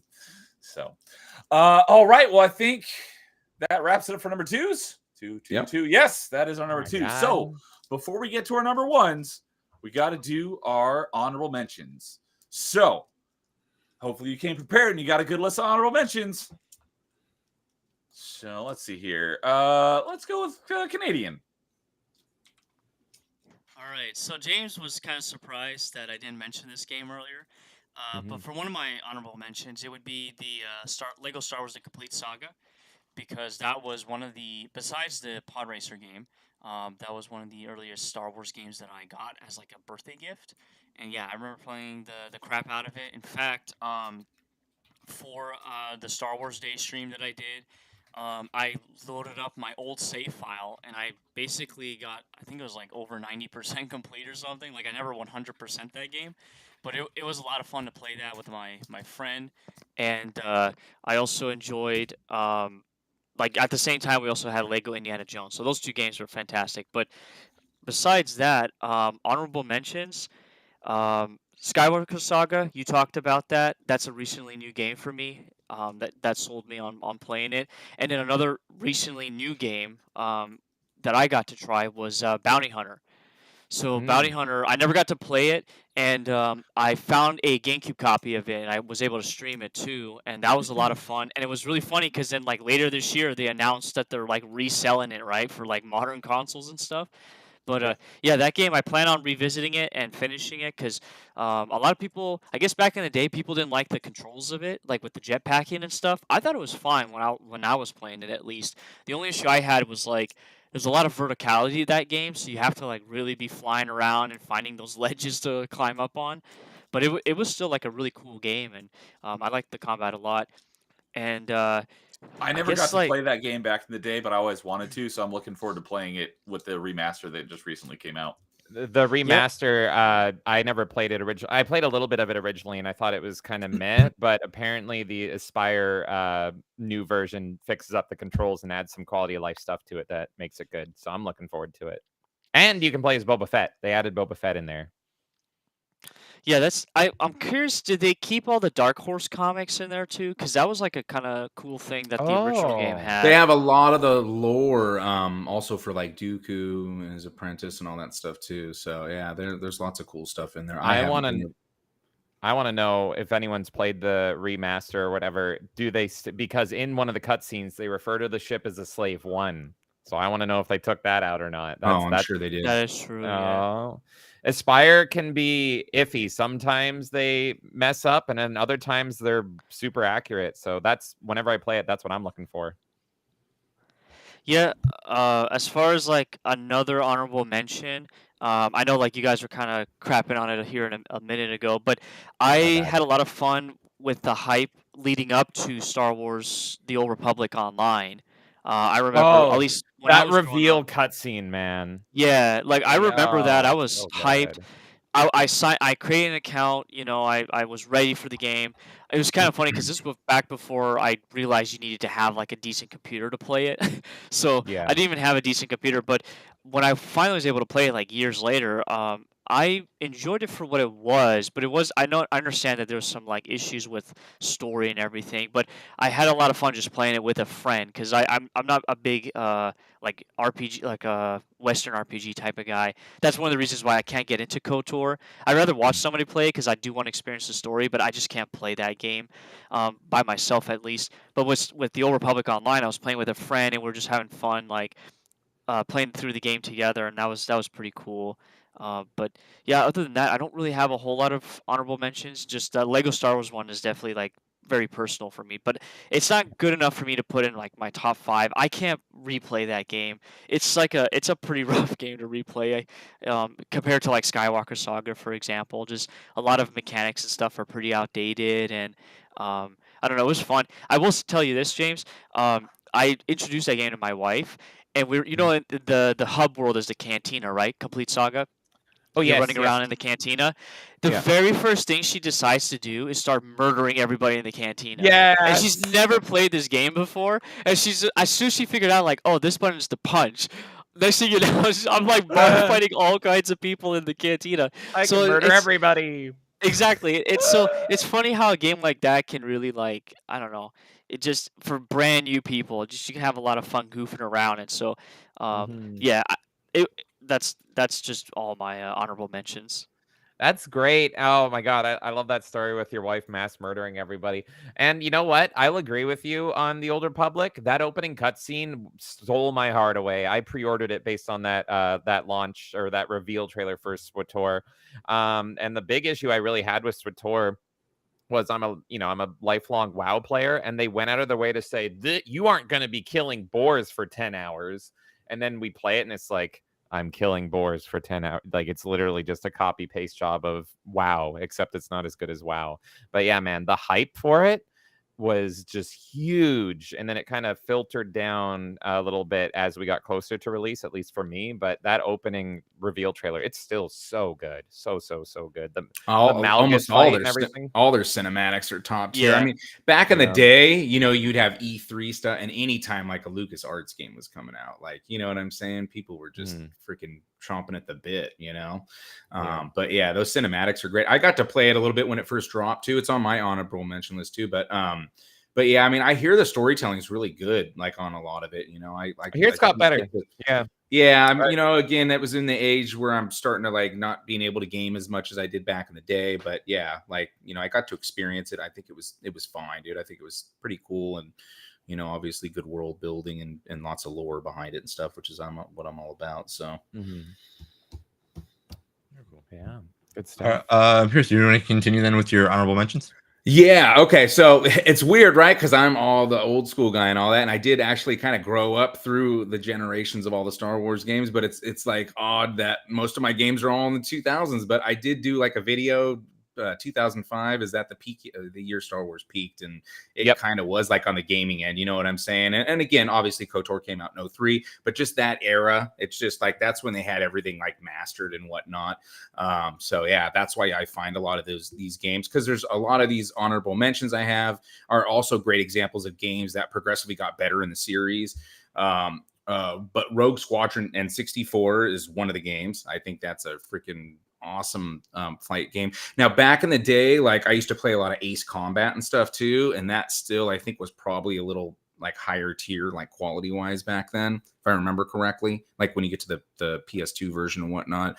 And then X-Wing versus TIE Fighter, right? Like I think the upgrade between X-Wing to TIE Fighter was massive.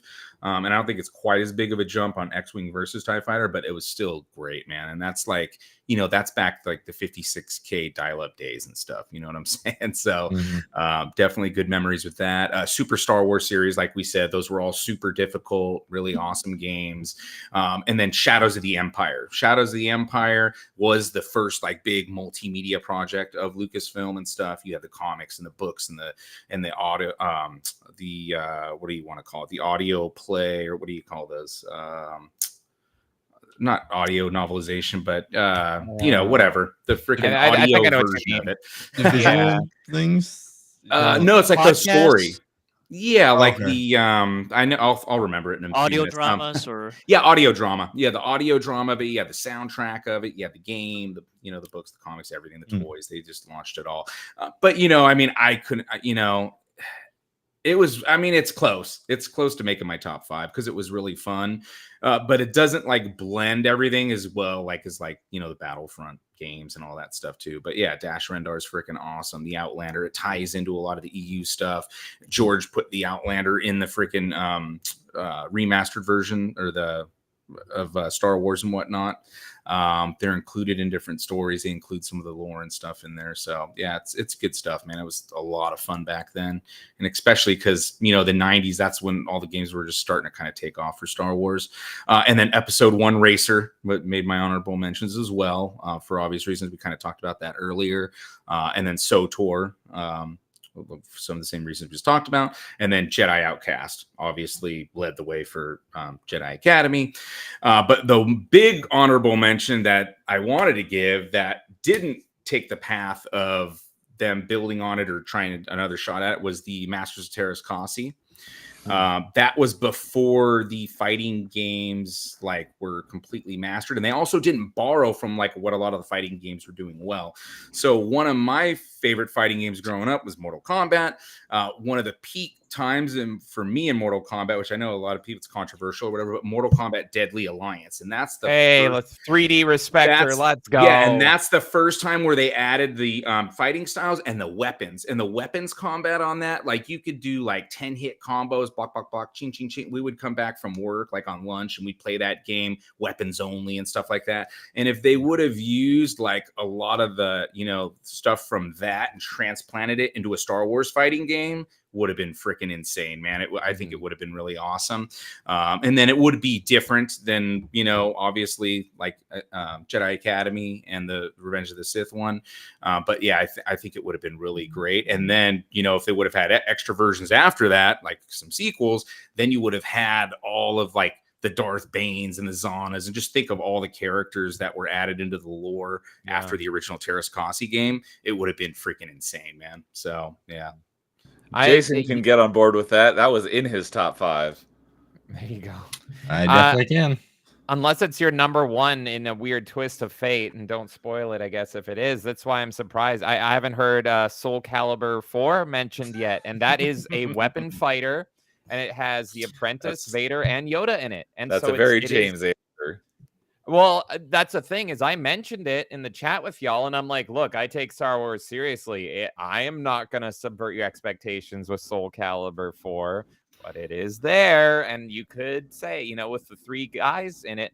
Now, I think it was unbalanced as all hell, especially the Apprentice. And Yoda's 2 feet tall, but it was still pretty cool to see. I think Soul Calibur is a great game. And so to see Star Wars characters in it, it was like, kind of a Star Wars fighter. There you go. The silence is deafening. Oh my Yeah, God, it's gonna no, be- I mean, you're talking to me, and I'm just, I just get the flashbacks of Yoda just jumping around right now. So I just, see Oh Yoda my just God, man. going For me, it everywhere. was the apprentice. I stopped playing that game because the apprentice has force pull, and he pulls towards you, and it breaks your block. Are you talking about And Star so- Killer? Yes. And so it was, if you played anyone online that was playing Apprentice, it was just like pull, hit, because there was like no cooldown on the pull. So you just go pull, hit, pull, hit, and it was just like you're done. Broken. And it was so busted. And I thought at the time, I was like, my conspiracy brain turned on. I'm like, did they make him OP intentionally to sell the Force Unleashed? Because it was like It was- crazy. He was how in that overpowered game he was. before Force Unleashed came out. It was like right at the same time. I'm Okay. not sure which came first, but it was like it was a big deal. The Apprentice was in it because they were really pushing Force Unleashed. It wasn't like a year later or something. It was like the same year. There's usually reasons why guest characters in all fighting games are fairly stronger than normal cast members when they get there. Because yes, they're usually the better, and then also casual fans be like, "Oh, cool! I like Star Wars. Oh, I get to play the best character. Cool, let's go." Mm-hmm.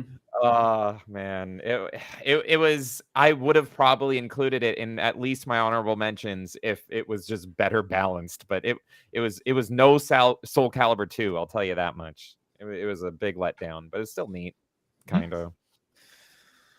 All right. So, was that since I had to bounce out there for a few minutes? Did I? Anybody else, or was that all? Me. Pierce? Yep, we just have. Oh, that's all of mine. Yeah. Yep. So okay. Now, Well, what I was honorable asking, did I miss anyone else? Yeah. James is my getting his right now. honorable mentions. It's my time to shine and blurst out all of mine here. So let's do it. All right, folks. I'll go super quick. I like too many Star Wars games. Let's see right here. We've already talked about it. Republic Commando. Press F in chat for Imperial Commando. This game is great. I don't have it physical, but I played it as a wee baby. One of my first Star Wars games ever. Star Wars Jedi Knight Dark Forces 2. This is literally my episode 7. As a little kid, I was dumb. I thought this was episode 7 with the live action cutscenes. And to me, this is actually still my episode 7. I like this better than Dark Empire and Heir to the Empire. I think it's the best. Jarek is freaking awesome. And then following that right there. How many times have you watched the all the FMVs back to back in that? Morgan Katan. Yes. Yeah. No. A lot. It's literally my episode 7. And if anyone wants, send me a tweet or something. Unless you're banned on Twitter for calling out PlayStation fans. I have a great video that makes Dark Forces 2 into a movie, and it is awesome. And it uses, for the boss fights, a modded version of this game, Jedi Outcast. I love this game so much. It's kind of the middle child between Dark Forces 2 and Jedi Academy. I love it. You literally kill Barney. After that, we have Lego Star Wars. The original Lego Star Wars, a lot of memories and a lot of charm with this one. This one just narrowly got beaten out by Skywalker Saga for my number 1. Yoda death sound is iconic. Anyway, also, we got, for a rare EA appearance, we have the only Star Wars EA game for Star Wars that isn't absolute garbage in terms of its gameplay. Star Wars Squadrons. I actually quite like this game, and I wish it got a sequel. And it's also, you can play as the Empire in the story. And unlike in Battlefront 2, the Empire doesn't immediately turncoat and join the rebels 5 minutes in. They actually stay the Empire. Well, one of them turns, but then you try to kill him or something. But then after that, I have TIE Fighter, Star Wars TIE Fighter. This gets a shout out because it's like the only Star Wars game where you get to play as the good guys. What's up with that? Why is it that every Star Wars game you're playing as the villains? I don't get it. That was my number 5. Oh, there you go. Hey, it's so weird. Like they really have an obsession with you playing the villains. What's going on, big guys? Of course, Empire Strikes Back. The reason I'm shouting this one out is this was probably my first Star Wars game ever. It can die in a fire though. As well. Oh, look at that. It's my childhood copy there. This game is a biatch, but I love it because it's some of my earliest Star Wars memories there. We've already talked about it to death, so I won't talk about it some more, but I highly recommend everyone checks out the Revenge of the Sith game. I love my movie-based games, and this is, hey, if you ever do a top 5 movie-based games, you're probably going to see this one come back, at least from me. X-Wing Alliance. X-Wing Alliance, this was actually my childhood game in the X-Wing series. I didn't have TIE Fighter as a kid. I had X-Wing Alliance, and I thought this was incredible. I spent days and days and days playing the combat simulation in X-Wing Alliance, and it introduced me to the absolutely silly and ridiculous TIE Defender, which I became obsessed with. But the TIE Interceptor is still, the TIE Defender is, it's so silly. But the Interceptor is still my favorite ship in Star Wars, but that TIE Defender is just hilarious. Star Wars Demolition gets a shout out because it is Twisted Metal Star Wars. It doesn't really work, but hey, Twisted Metal Star Wars, I guess. Shout out to, where is it? Oh my God, I have it right here. Here's the death of LucasArts, everybody. Star Wars Connect. What a way to go out, LucasArts. I'm Han Solo, frozen in Best carbonite game. forever. No, it better be your number one. After that, that song is catchy though. Oh, I'm Han You Solo. can never go wrong with it. I'm Han Solo. And I mentioned that I love kart racers. Did you know that Star Wars had a kart racer? It's called Super Bombad Racing. Never played it, though. It's not good. It is not a good game. Also, so why is it in your honorable mentions? Because it's a Star Wars kart racer. That's why. Also, it's in my honorable mentions because it's called Super Bombad Racing, but Bombad translates to super, so it's pretty much super racing. And last, it's like the ATM machine or the PIN number. Yes, and then last but not least, we got to shout out the original Star Wars Battlefront 1, specifically the Xbox edition, because it is the only version with a white Rebel Vanguard, and I still have no idea why, but there it is. If you want to play a white boy rocket launcher, you got to get it on Xbox, folks. He's black everywhere else. There is my honorable mentions. All right, so that wraps up our honorable mentions? It does. Yeah. All right. Yep. Okay, well, I will go back and I will catch the part that I missed to hear Angry Canadian. So, with that will bring us to our number ones. And I know, Pierce, you have you're pretty short on time, so we will have you go first. You can bounce on out when you are done if you need to. Yeah, that'd be awesome. So Battlefront 2 05. I mean, that's the one. We talked about it kind of a lot in detail when Melee brought up his games, but yeah, it's Galactic Conquest. It's just, like you said, it's a freaking amazing concept that nobody has tried to copy or do over. It's just weird. It's just, man, I mean, again, who doesn't want to take over the galaxy, right? When you're playing a Star Wars game. But the campaign mode is solid as hell. It introduces the hero assault, right? Because they don't have that in the first Battlefront. So it's upgrading what fans want more of. I think there's the instant action or whatever is like 32 on 32, whatever it may be on the multiplayer. It's a perfect balance of like shooter, but then you also have the ability to, to unlock and use Jedi and Sith characters. You can jump in vehicles like on the actual planets as well as the space battles. They have you can board into the freaking Star Destroyers. It's just everything, you know what I'm saying? And it's all meshed into one. So there's something for everybody, like different type of gamers or people that like different types of games. And it's just Star Wars, the storyline with the clones flipping after Order 66, you go everywhere from, Geonosis all the way to Hoth. It's probably not the quote unquote best Star Wars game, right? Award winning and all that stuff. But yeah, it's just like the pinnacle. There's just something about the game that lots of people just, revert back to, even with the newer, prettier versions of the EA ones and the Disney released ones. They just can't compare. You know what I'm saying? So it's like nostalgia, but it's not nostalgia, and I know like a lot of people kind of feel the same way. You just can't put your finger on it, but it's just an awesome game. So yeah, James, you make a very excellent Vanna White, so thank you for that. Oh, yes, I'm twice as pretty and half as intelligent as her. I was just talking about it, I think last week, about just how botched the Aspire Battlefront collection was. Yeah, that had the tanked potential. Their reputation. It had the potential to be like the massive if it had, if it worked all correctly and it was cross-platform, you could get in 64-player battles with like every platform. That would have blown up the charts. It's such a shame that just got so butchered. That was a lot of fun. The Melee games, that's right. We did, and the chaos with all of that. It was so busted. Both versions are busted. It's such a shame. But I had a lot of fun with you guys. We went back and played the original one on Steam, and we were basically bringing back like the hype around it because like nobody was really playing the collection because like just how bad it was. Or I might be getting Yeah. that confused with like Halo MCC because those are all just like a blur of just nonsense and chaos. It was so much fun, man. And yeah, I just love that both versions of Battlefront 2 are broken, whether you get the new version or the old version. It's like they all have different issues, but it was totally a blast to play that with y'all. And yeah, I'd love to do it again. But yeah, I mean, we've talked about it to death. This game, it's just the best, and it's the number one game I replay more than any game, even my number one, which I haven't gotten to. This is my most replayed Star Wars game that I go back to again and again and again and again and again. It's excellent, and nothing compares to Galactic Conquest for me. I don't know why. Developers out there, go make me a game with When I say Galactic Conquest in it. developers, Don't I don't have Oh clips. no! So. don't. If I had clips, I would have done it, but I don't have clips. It's a so. common word. Don't take that from me. But yeah, it's so good. It's a great pick, Star Wars Marvel purists. It was my number 3, but like it could be my number 1 just because I play it more than any other Star Wars game. It's crazy. Yeah. Yeah, and it doesn't take like a whole lot. Like obviously when you're playing KOTOR 2, it's going to be more time investment, you know. Not to say it's easy or anything like that, but because the skill level, it was still pretty difficult, you know, on the harder levels. It kind of starts off where you think it's easier, but towards the end, it gets a little tougher if I remember correctly on my last playthrough. But yeah, same thing. I revisit it a lot.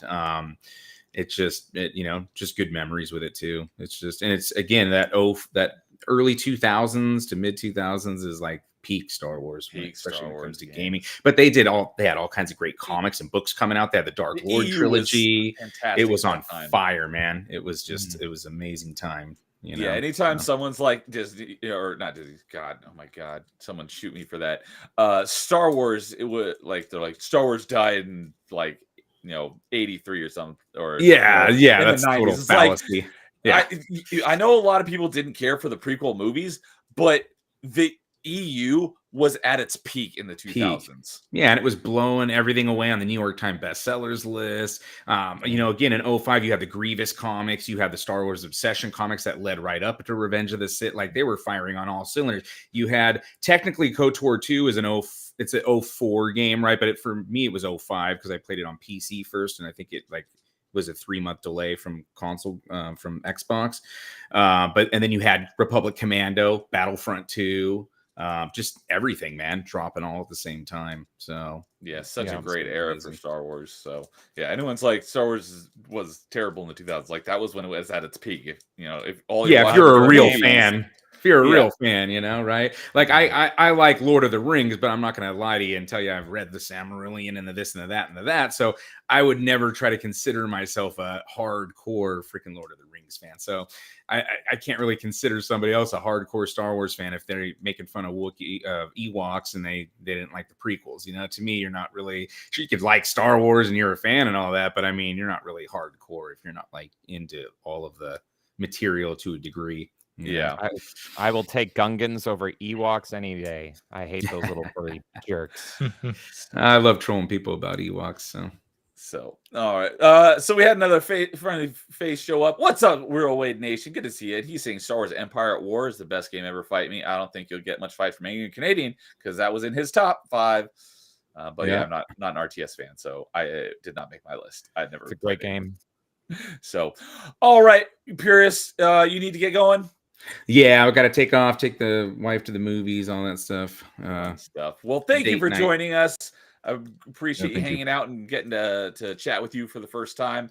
Look forward to having you on again sometime to talk other video game stuff. If you definitely. That's pretty much all I do here on my channel is talk video games for the most part. So, well, let me know. DM me your EU book list of what books you're like are your favorites and whatnot, because I do deep dives into EU books. So maybe I can have you on sometime. Usually it takes a couple streams, but yeah, it's been a long time since I've read anything, but I do have some favorites. So audio book it up and get a refresher, and we can do that. Unfortunately, I can't read. I don't do audiobooks. I will read it. It's just so I need, if it's a book like we did the first. So my buddy Paul Hadouken, who you may be familiar with, he does a Wednesday night stream called Book Club, And after like a couple months, he finally did his first actual book, and it was the first Halo book. And so that was the first book I've read in a while. So Yeah, it's hard. I do will- audio now too, but I just don't have the time to pick up a book and read it.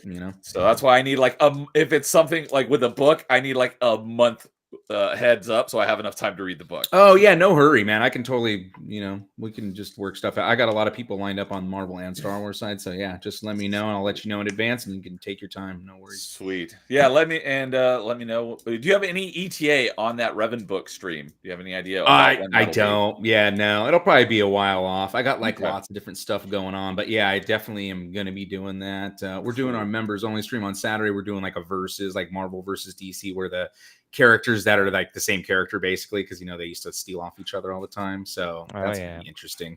It's either Catwoman and Black Cat or Hawkeye and Green Arrow. So I got Deadshot, Deadpool.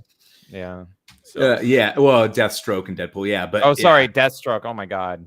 Yeah. Oh. No, yeah, there's lots of them though. But anyways, yeah. Yeah. So, but yeah, we do all kinds of fun stuff. But yeah, I'll let you know, man, and we'll hook up on that for sure.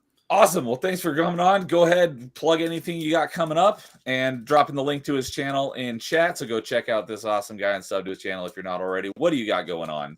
Well, yeah, I mean, basically, I'm pretty much all OG Star Wars and Marvel. I have coming up actually a guy, I haven't revealed it to everybody yet, but he does audio dramas, is the word I was looking for earlier, on X-Men books. So he's going to be my third guest because I have the Pure Unadulterated Star Wars, which I did 3 episodes on the Plagueis book with Raging Rhino. I did a stream with Fractured Filter and Grizzy on KOTOR. We deep dive that. And then OG Star Wars and me did 2 streams on Kenobi, the Kenobi book. So now on the Marvel side, I've got Darth Paz is going to be doing Triumph and Torment, which is a Doctor Doom, Doctor Strange story. We're going to hit that before the MCU releases Doctor Doom because it's a proper Doctor Doom story that they could have used that hasn't been used before.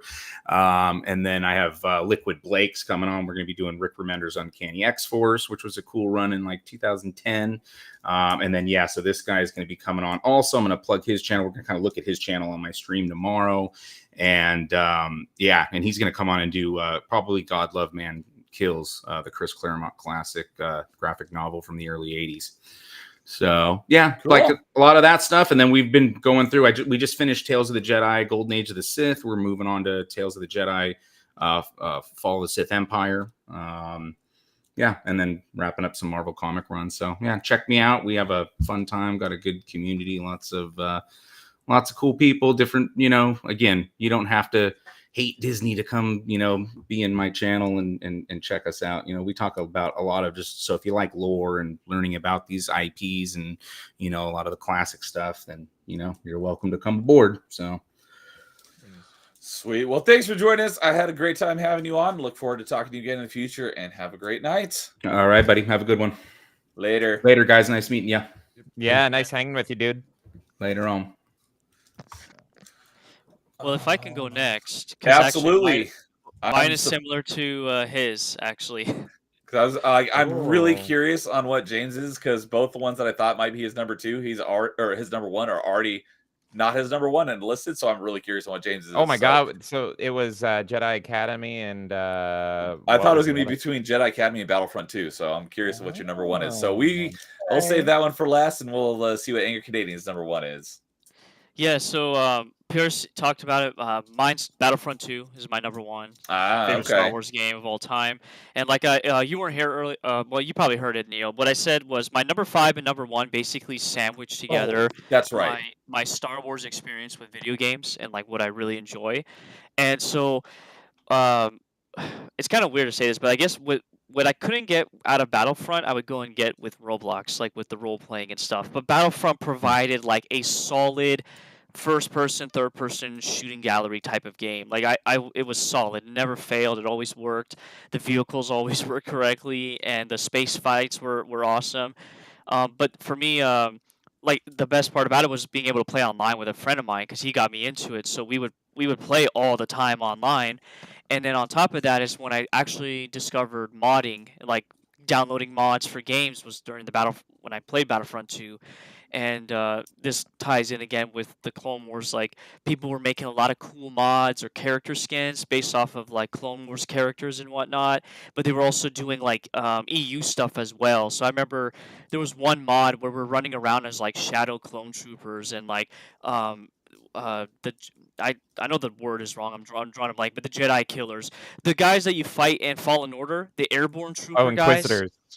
Not the Inquisitors, the clone guys. They were the airborne trooper Oh, guys. They had the vibro staffs. okay. Whatever they're called, I'm like I said, I'm drawing a blank.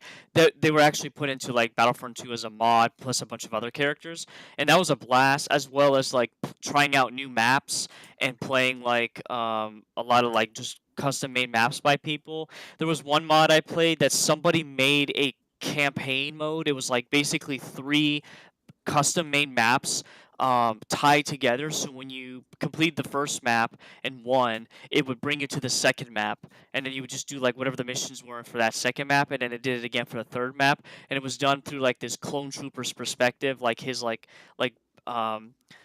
battle, like his first mission or whatever. It was like a really cool situation, like just playing through that.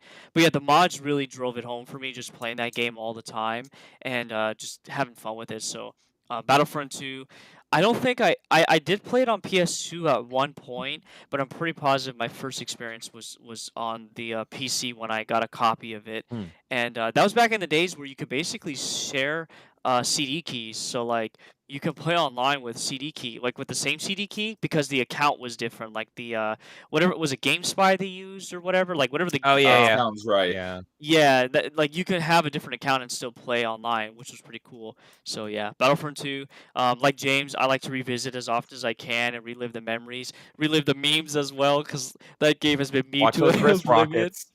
Yeah, Oh yeah. my It, god. it's like it's such a solid game, and like you said, Galactic Conquest. I never could beat it. It was such Galactic Conquest was really hard. Like you had to just Hmm. be like pro mode the entire time and just get every kill and get every shot on target in order to like outmaneuver the enemy, I guess you could say, whoever you're playing against. So You know what's yeah, weird is this is one of the few games I play on hard difficulty and I can power through it, except in the campaign.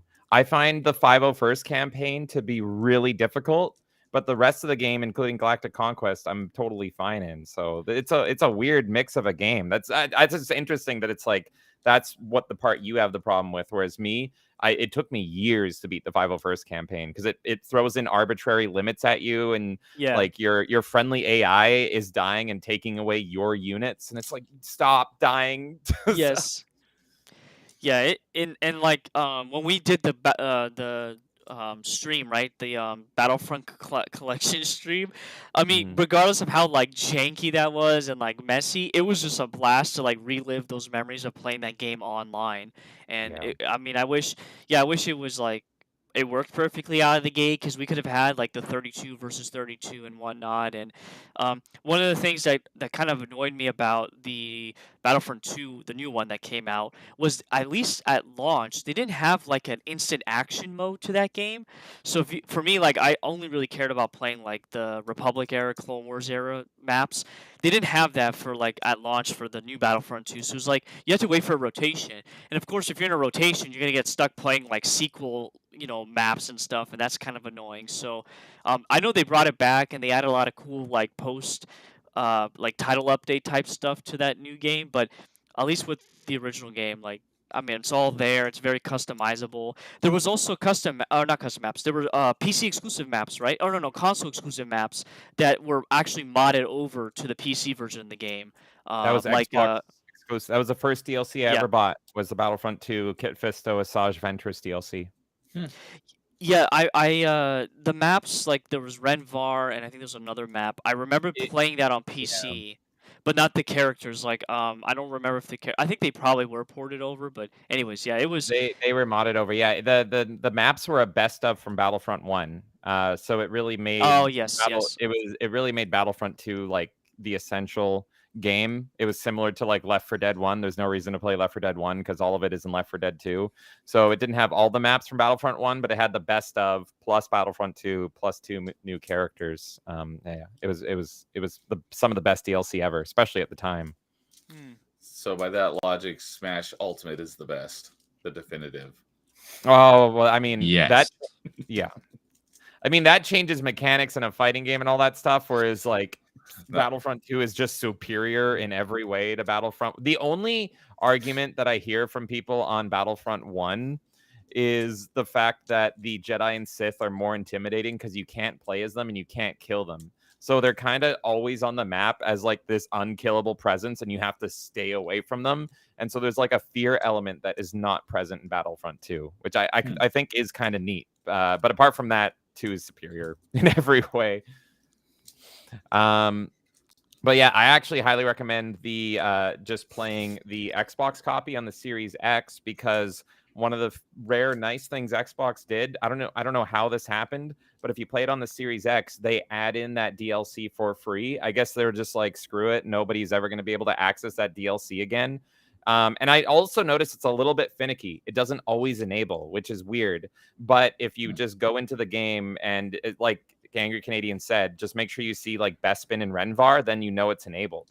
So I think that is freaking awesome. And I was so happy when I launched and I had that, because I was playing it on my Series X, not knowing that I had those maps. And then all of a sudden I'm like, wait a minute, what is Bespin doing here? Oh my God. So that's actually kind of my favorite way to play Battlefront 2 is on the Series X with that DLC.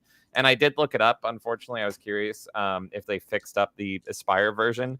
It's still set to mixed, mostly negative. I think they fixed it up a little bit. But now the multiplayer is dead, and all the reviews are like, just go play the original. It's more alive now. There's no point for this, which is so sad. So, all right. Well, before we get to James number 1, I have to ask, because some of your monitors behind you have been distracting me.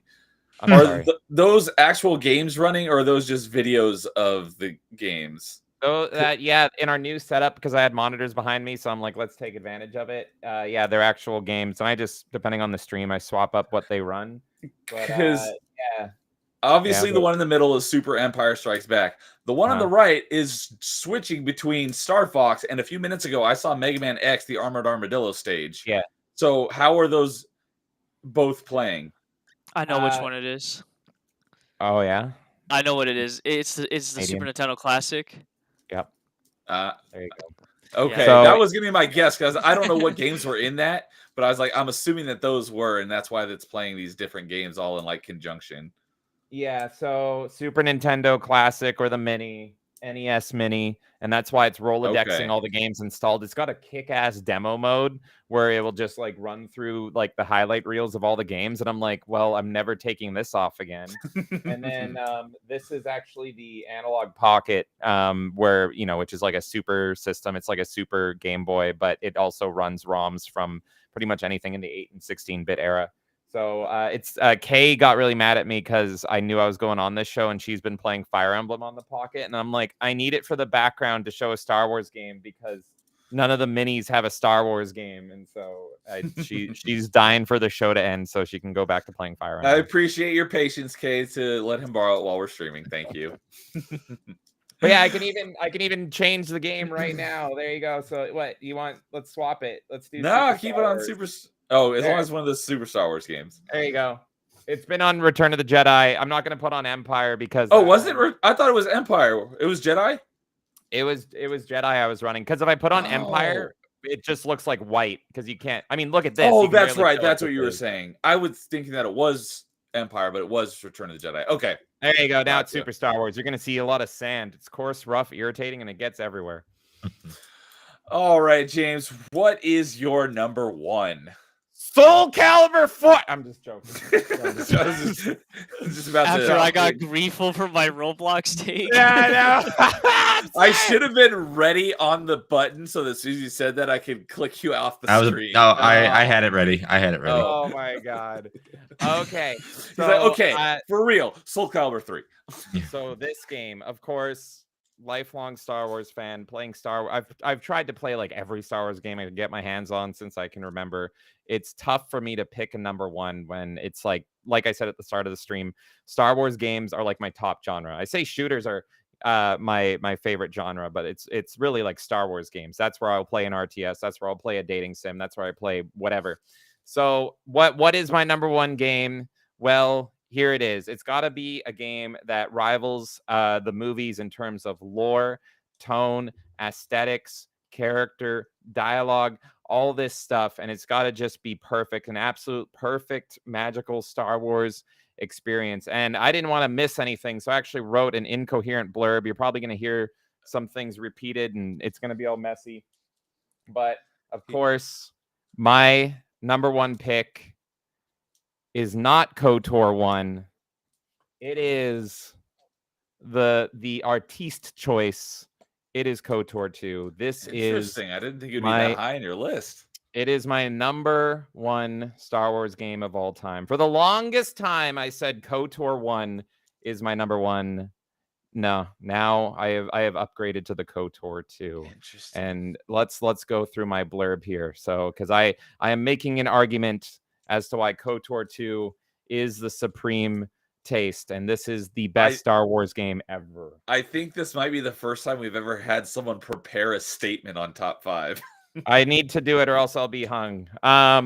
So, and it's not even a good statement, but let's see if I can get into this here. So while the original game is incredible, and it is incredible, I absolutely love it. And it has the best twist ever in gaming, in my opinion. And it is one of the best games of all time. KOTOR 2's characters and story and tone and everything is superior in every way, particularly if you play as the good guys, the dark side.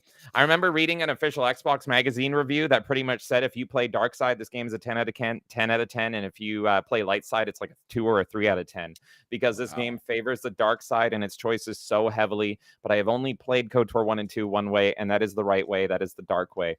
So here is KOTOR 2. You're on a mission to either reunite the scattered Jedi when they're on the ropes and few and far between, or you have to hunt them down while they're hiding and finish them off. Finding the Jedi, you can tell more than ever how close they are to being defeated. They are either hiding away in the corners of the galaxy while the Sith are out there literally sucking off entire planets. And I'm not exaggerating. And then KOTOR 2 is a bleak and dark story and almost horror-esque that makes it not only one of the most unique Star Wars stories ever told in the franchise's history, but also one of the best. The opening is incredible, unlike KOTOR's 1's, which is actually a slog to get through, in my opinion. And though while that slog does pay off, KOTOR 2 is actually excellent right off the bat, making you feel like you're playing a horror game, Resident Evil of an alien film, or once you meet one of the game's main antagonists, Scion, it feels more like Resident Evil, like you're being chased by Mr. X or Nemesis. You hear that With a- filter? Scion. I always have to give him crap for. Oh, does he call it Sion or Scion. something? Scion. Oh, okay. Yeah, no, this game is full of characters that you can pronounce differently. And Scion, of course, is a zombie-esque Sith who is unkillable, stalking you. When has that ever happened? The dialogue, particularly Krea's, is genuinely engaging and will have you questioning your entire reality no matter what choices you make. That's right, you can never please grandma. If you are wondering why this game feels so unique to anything in Star Wars, it's actually intentional. The lead for this game, before writing it, read every single Star Wars novel to date to ensure that he was delivering something fresh and new. He wanted to tell a story that has never been told in Star Wars and could never be considered to be a ripoff. Additionally, because this was developed before KOTOR 1 finished, they weren't aware of all the details in 1, which gave everything that happened previously in 1 this uncertain, mystery-like vibe. The characters spoke about the past in mysterious ways as if they were tales passed through many people in time, which kind of just boosted up the game. And nobody was really sure what was real anymore.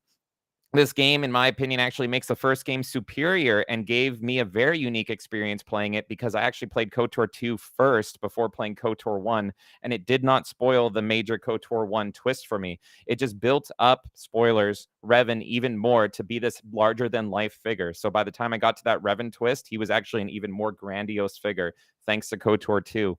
All 3 villains are probably the best villains in Star Wars since Darth Vader stepped onto the screen, all unique and bringing something new. You have an unkillable Sith zombie who stalks you like Nemesis. An alien in a world of aliens with nihilists somehow has the power to consume the life off planets and is a mystery to everyone, even his own apprentice. He doesn't even speak a language that the subtitles can register. And then you have, spoiler, the twist villain, who challenges the very idea of what a villain is. More so than in KOTOR 1, I also view this game as having high replay value as I learn more about each companion with multiple playthroughs. Originally, Vices Mar was my girl. She was my main girl. But now I'm all about Handmaiden. Every character is an upgrade to KOTOR 1 in my opinion, in comparison. The most notable being Adin, a genuinely likable solo-esque pilot, beating Karth the Cuck in every single way.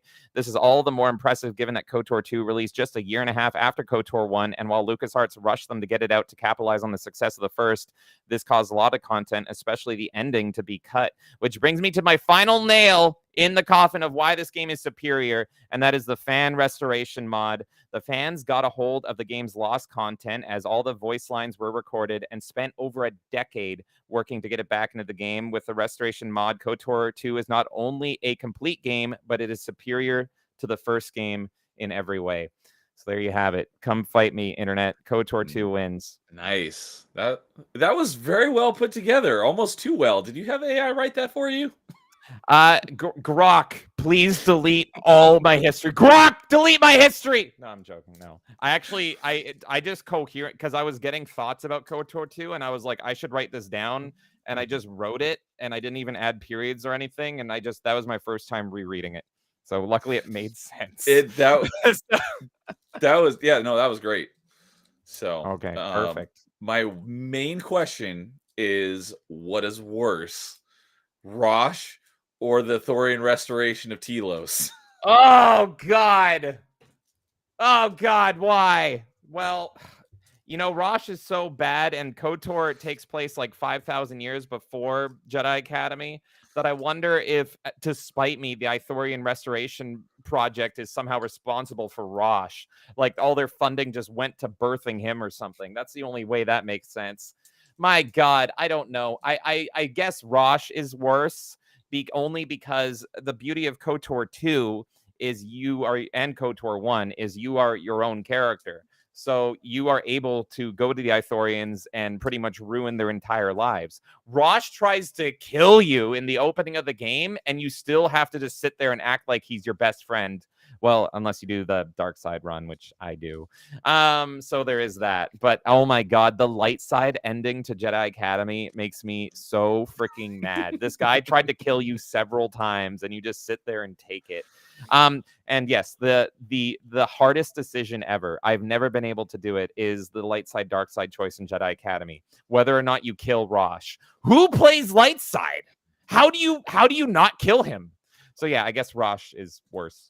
Rosh is the worst. I hate that. I really hate that man.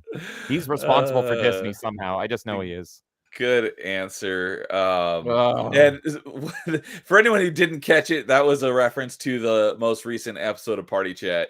So if you want to hear more about the Thorian restoration in Telos, go watch the most recent episode of Party Chat. I hate them. And yes, I do know, look, there's a lot of people that will get their pitchforks out because I didn't include KOTOR 1. That is because of my handicap. Real quick, I'm going to run through my list as if I didn't restrict myself. Number 5, Dark Forces 2. Number 4, Battlefront 2. Number 3, Jedi Academy. Number 2, KOTOR. Number 1, KOTOR 2. So KOTOR 1 is number 2, really. But is that list not boring? It's literally Jedi Knight, Battlefront, Jedi Knight, KOTOR, KOTOR. Lame. I really like throwing in the Lego Star Wars and the episode 1 racer. I think that's way more interesting. So anyway, there you go. So put your pitchforks down. I still love KOTOR. It's just KOTOR 2 to me is like the fine wine that, like, the storytelling in it is so juicy and it's actually thought engaging. What KOTOR 1 really does well is that shock. And it's just a complete shock, slap in the face. But once you get through it, that's it. But KOTOR 2, there's actually like thought-provoking ideas in there, and it's just like, this is super interesting, but still respects the lore. It's subverting things, but in a good way. It's so fascinating and just so wonderful. I'm trying to find it. I couldn't find it, but I swear Filter said something to answer your question. Who plays light side? Somewhere I remember Filter saying something like, Rosh isn't worth killing. He's too pathetic. Well, he said that just now, but earlier in the stream he'd said something about it's just not worth it to kill him. So there's one answer.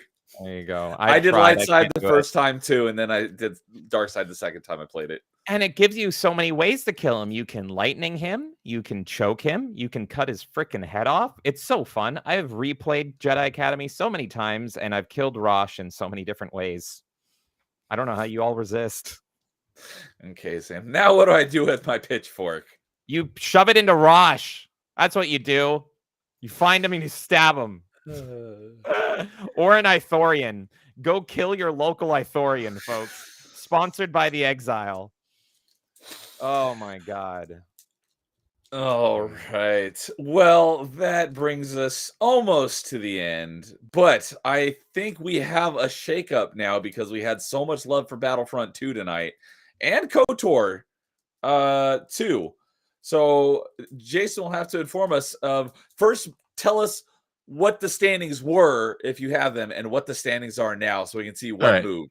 Oh yeah, so I did say that earlier in the stream, what it was. So, I can re-say that again now. A refresher. Yeah, so we had a tie for our 5th spot with Jedi Outcasts and Jedi Academy. We had a tie at our 3rd spot with Rogue Leader and Shadow of the Empire. Then we had Republic Commando at number 2 and Knights of the Old Republic at number 1. So that was from part 1. And that was Knights of the Old Republic 1, and we had a lot of love for KOTOR 2 here. So yeah.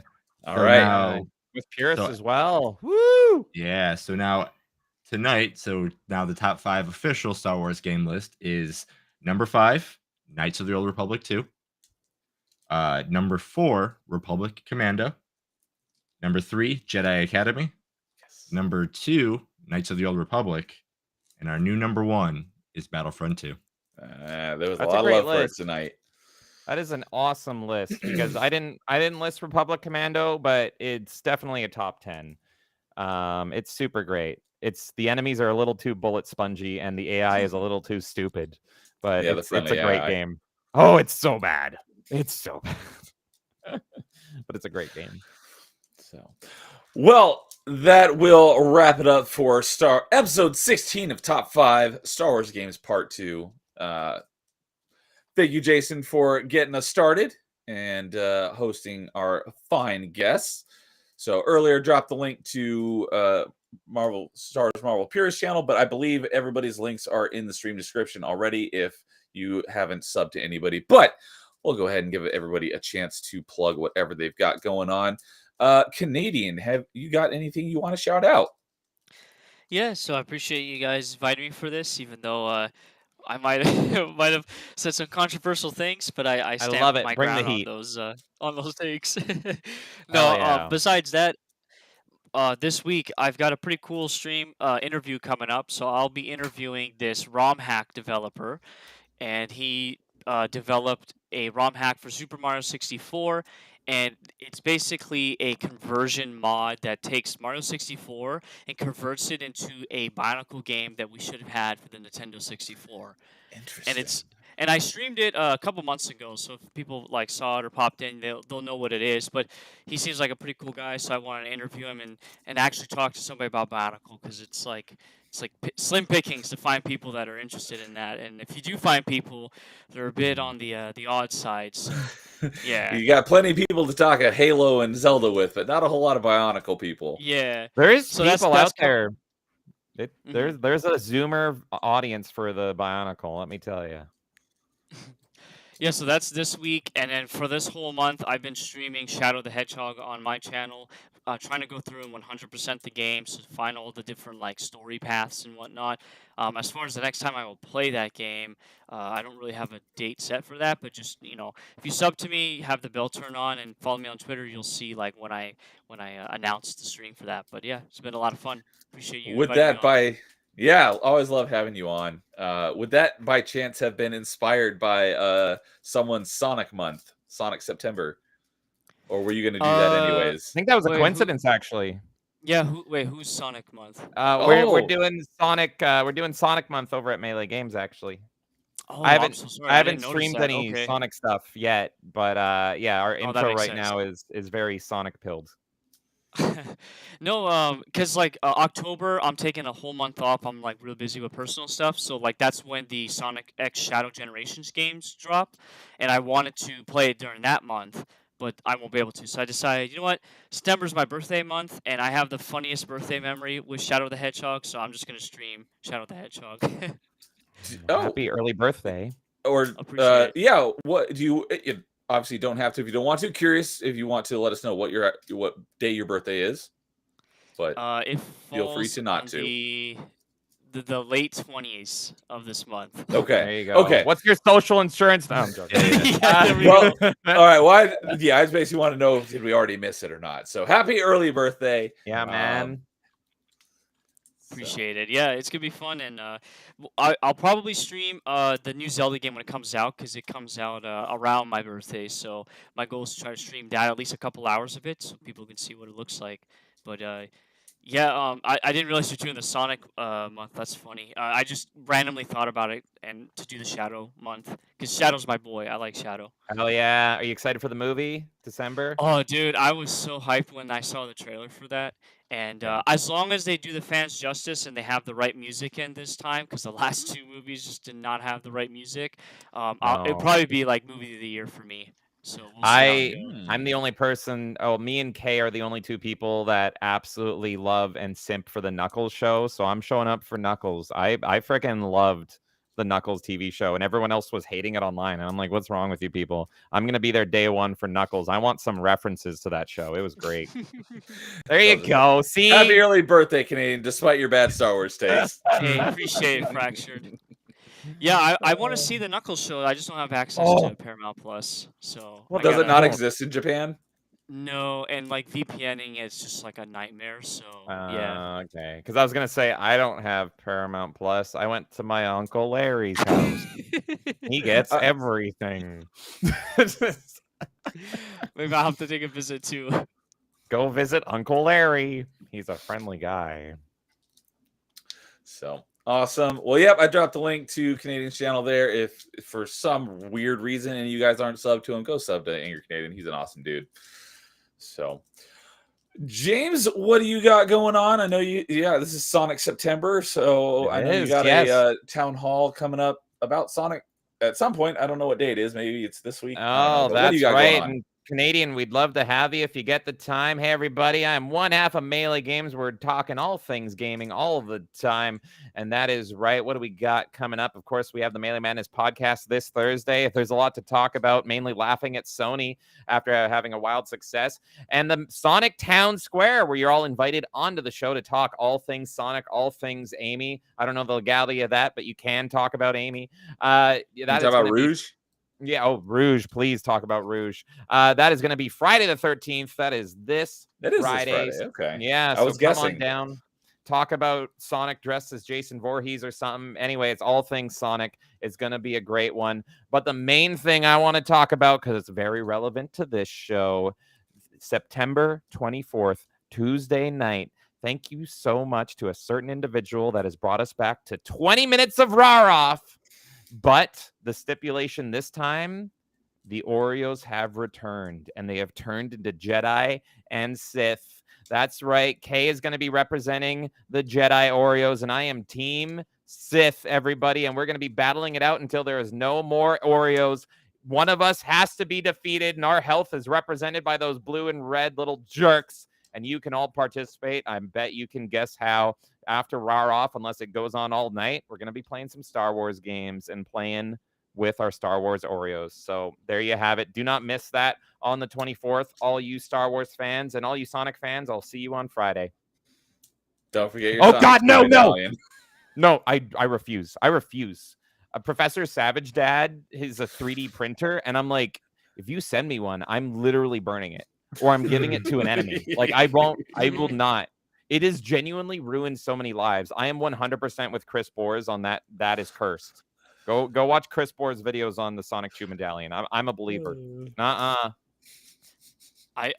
really wish I could partake in that Oreo challenge because I love Oreos. I could probably I've eaten a whole tray of it. You know, the whole I container. hate So them. What's your favorite type of Oreo? double stuff. That's the only way to go. Nice. I don't know. They're officially licensed Jedi and Sith Oreos. I don't know if they taste different or not. It's just blue filling and red filling. Red- I don't yeah, I've know. seen I don't know those. if mine tastes like hate I or think something. no, I but- think they taste the same. What does hate taste Uh, like? Yeah. It's quite bitter and salty actually, but you get used to it. You watch enough Disney Star Wars, you get used to it. Well, thanks for coming on, James. Always a blast having you on, and you are course. such an entertaining person I with appreciate a that. lot of Thank your you. kooky takes as well.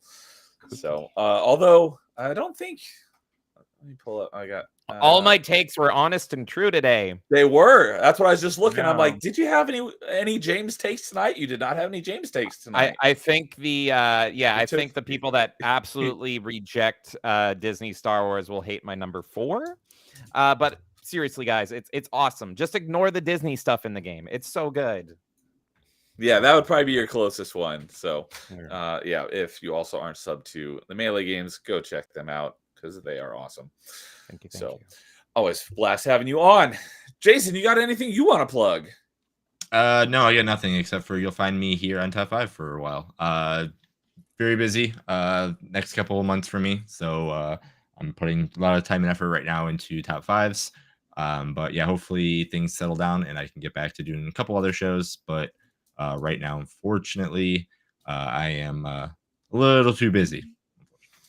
So, I'm assuming that means that Blast. I just blanked on the name. Oh, Yeah. Shovel War it's on Shovelware. postponed right now. Yeah, it's postponed for now. Okay. Hopefully I can have time to start doing that kind of stuff again. But the people that were going to be on the show for the tournament of winners so far, they know that when I get it ready to go, that we can figure out a date. But as of right now, yeah, unfortunately, Top 5 is kind of what I'm working on right now for a bit. Okay. Well, yeah, speaking of that, sorry to cross stream with you, James, but the next episode of Top 5 will also be on the 24th. And we don't have any panelists yet. And so if anyone wants to join for this panel, let us know. And we are going to be talking top favorite video game commercials. So that's a good one. if anyone wants to talk about favorite video game commercials, let us know. And we'll, if you're able to, the 24th, and it should be about 6 o'clock Pacific. So yeah, let us know. So, all right. As for me, the next thing I got coming up is not on my channel. Tomorrow night, James and I will again be, we'll be on the same stream, but we'll actually be battling. No, sorry. Never mind. We are not. I don't think I'm going to be on it. Night. No. I I'm was like, what am I booked for?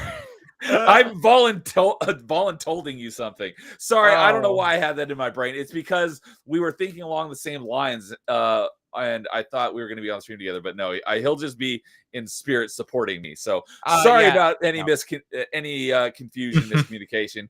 I will But- be your Ben Kenobi being like, Yes. use the Force, cheer for 2007.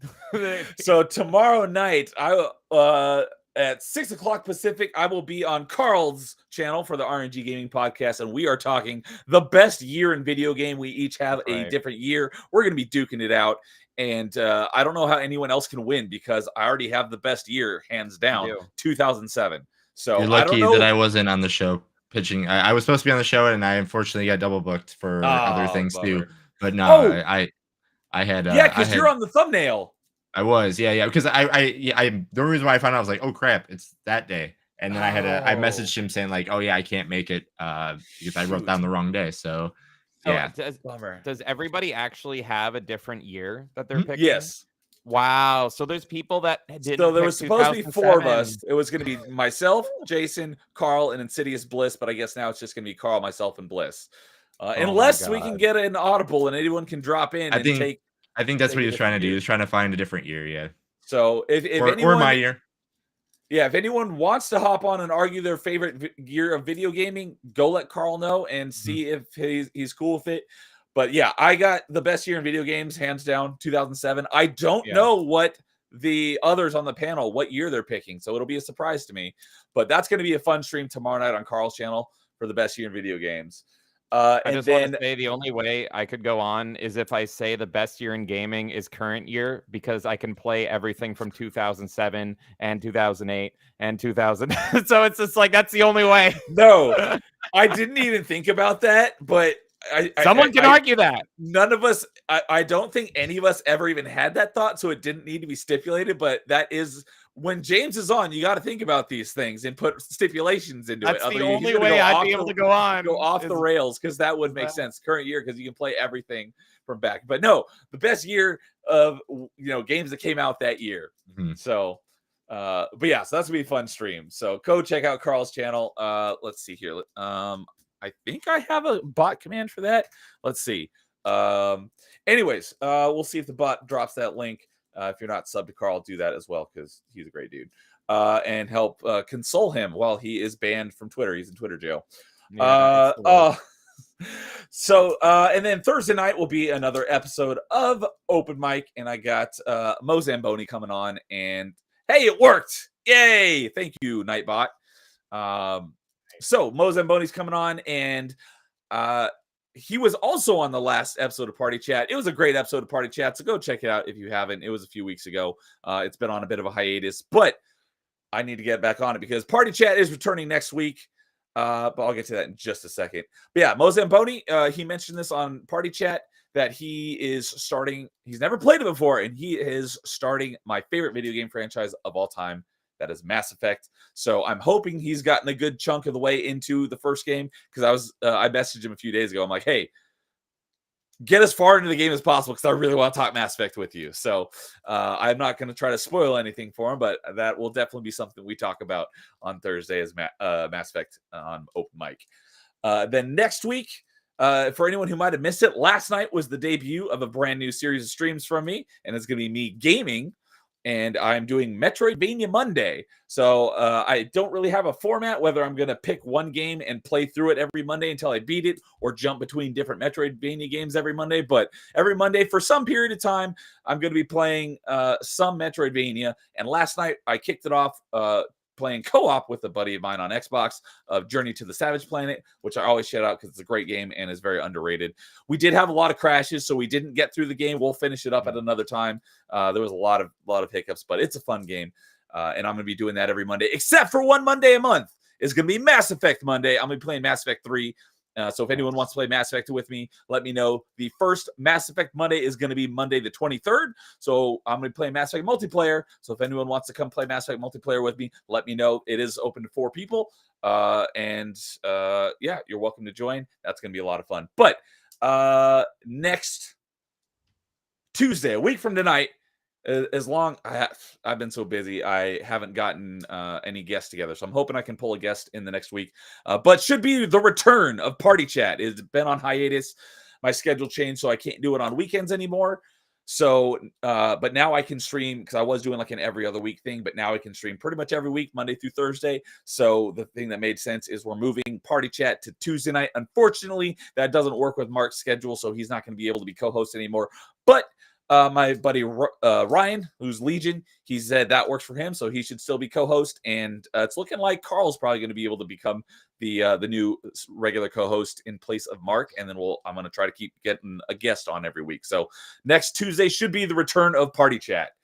And then there won't be an open mic next week, the 19th, because I'm going to the theater for the 25th anniversary to see my favorite movie of all time in theater, which I never got to see when it came out. And that is The Matrix, because it is making return. Oh, so there you go. That's awesome for you. Very happy to go see The Matrix in theater for the first time. Matrix theater is awesome. Yeah, I saw somebody I follow made a video. Oh, I think it was Pops. I think Pops put out a video about it. But yeah, it was Pops, because it was a members only video. And I had to correct him in the comments, because I think he had Secret Window on the brain, because it also is having an anniversary, but it was like a 70th anniversary. And it said The Matrix 70th anniversary. I'm like, I didn't realize The Matrix came out in 1954. That sounds like 70 years. Yeah. We've just been stuck in tubes since then. So he had to correct it because it's the 25th anniversary, but he's the reason why I knew that they were bringing it back to theaters for that. And I went and checked it out. I'm like, sweet, it's in my theater. It's in my area and all theaters. So I'm like, I'm absolutely going to see that. Even if I have to go by myself, I'm seeing it, because I never got a chance to see my favorite movie of all time in theaters. So no open mic next Thursday, the 19th. So with that, we will call it there. Thank you everyone for joining, both on the panel and hanging out with us for 3.5 hours. Didn't quite beat the record, but that was like a 5 or 6 person panel of a great topic, which, yeah, as Jason said, that was the record for top 5.5 hours, but that was a lot of fun.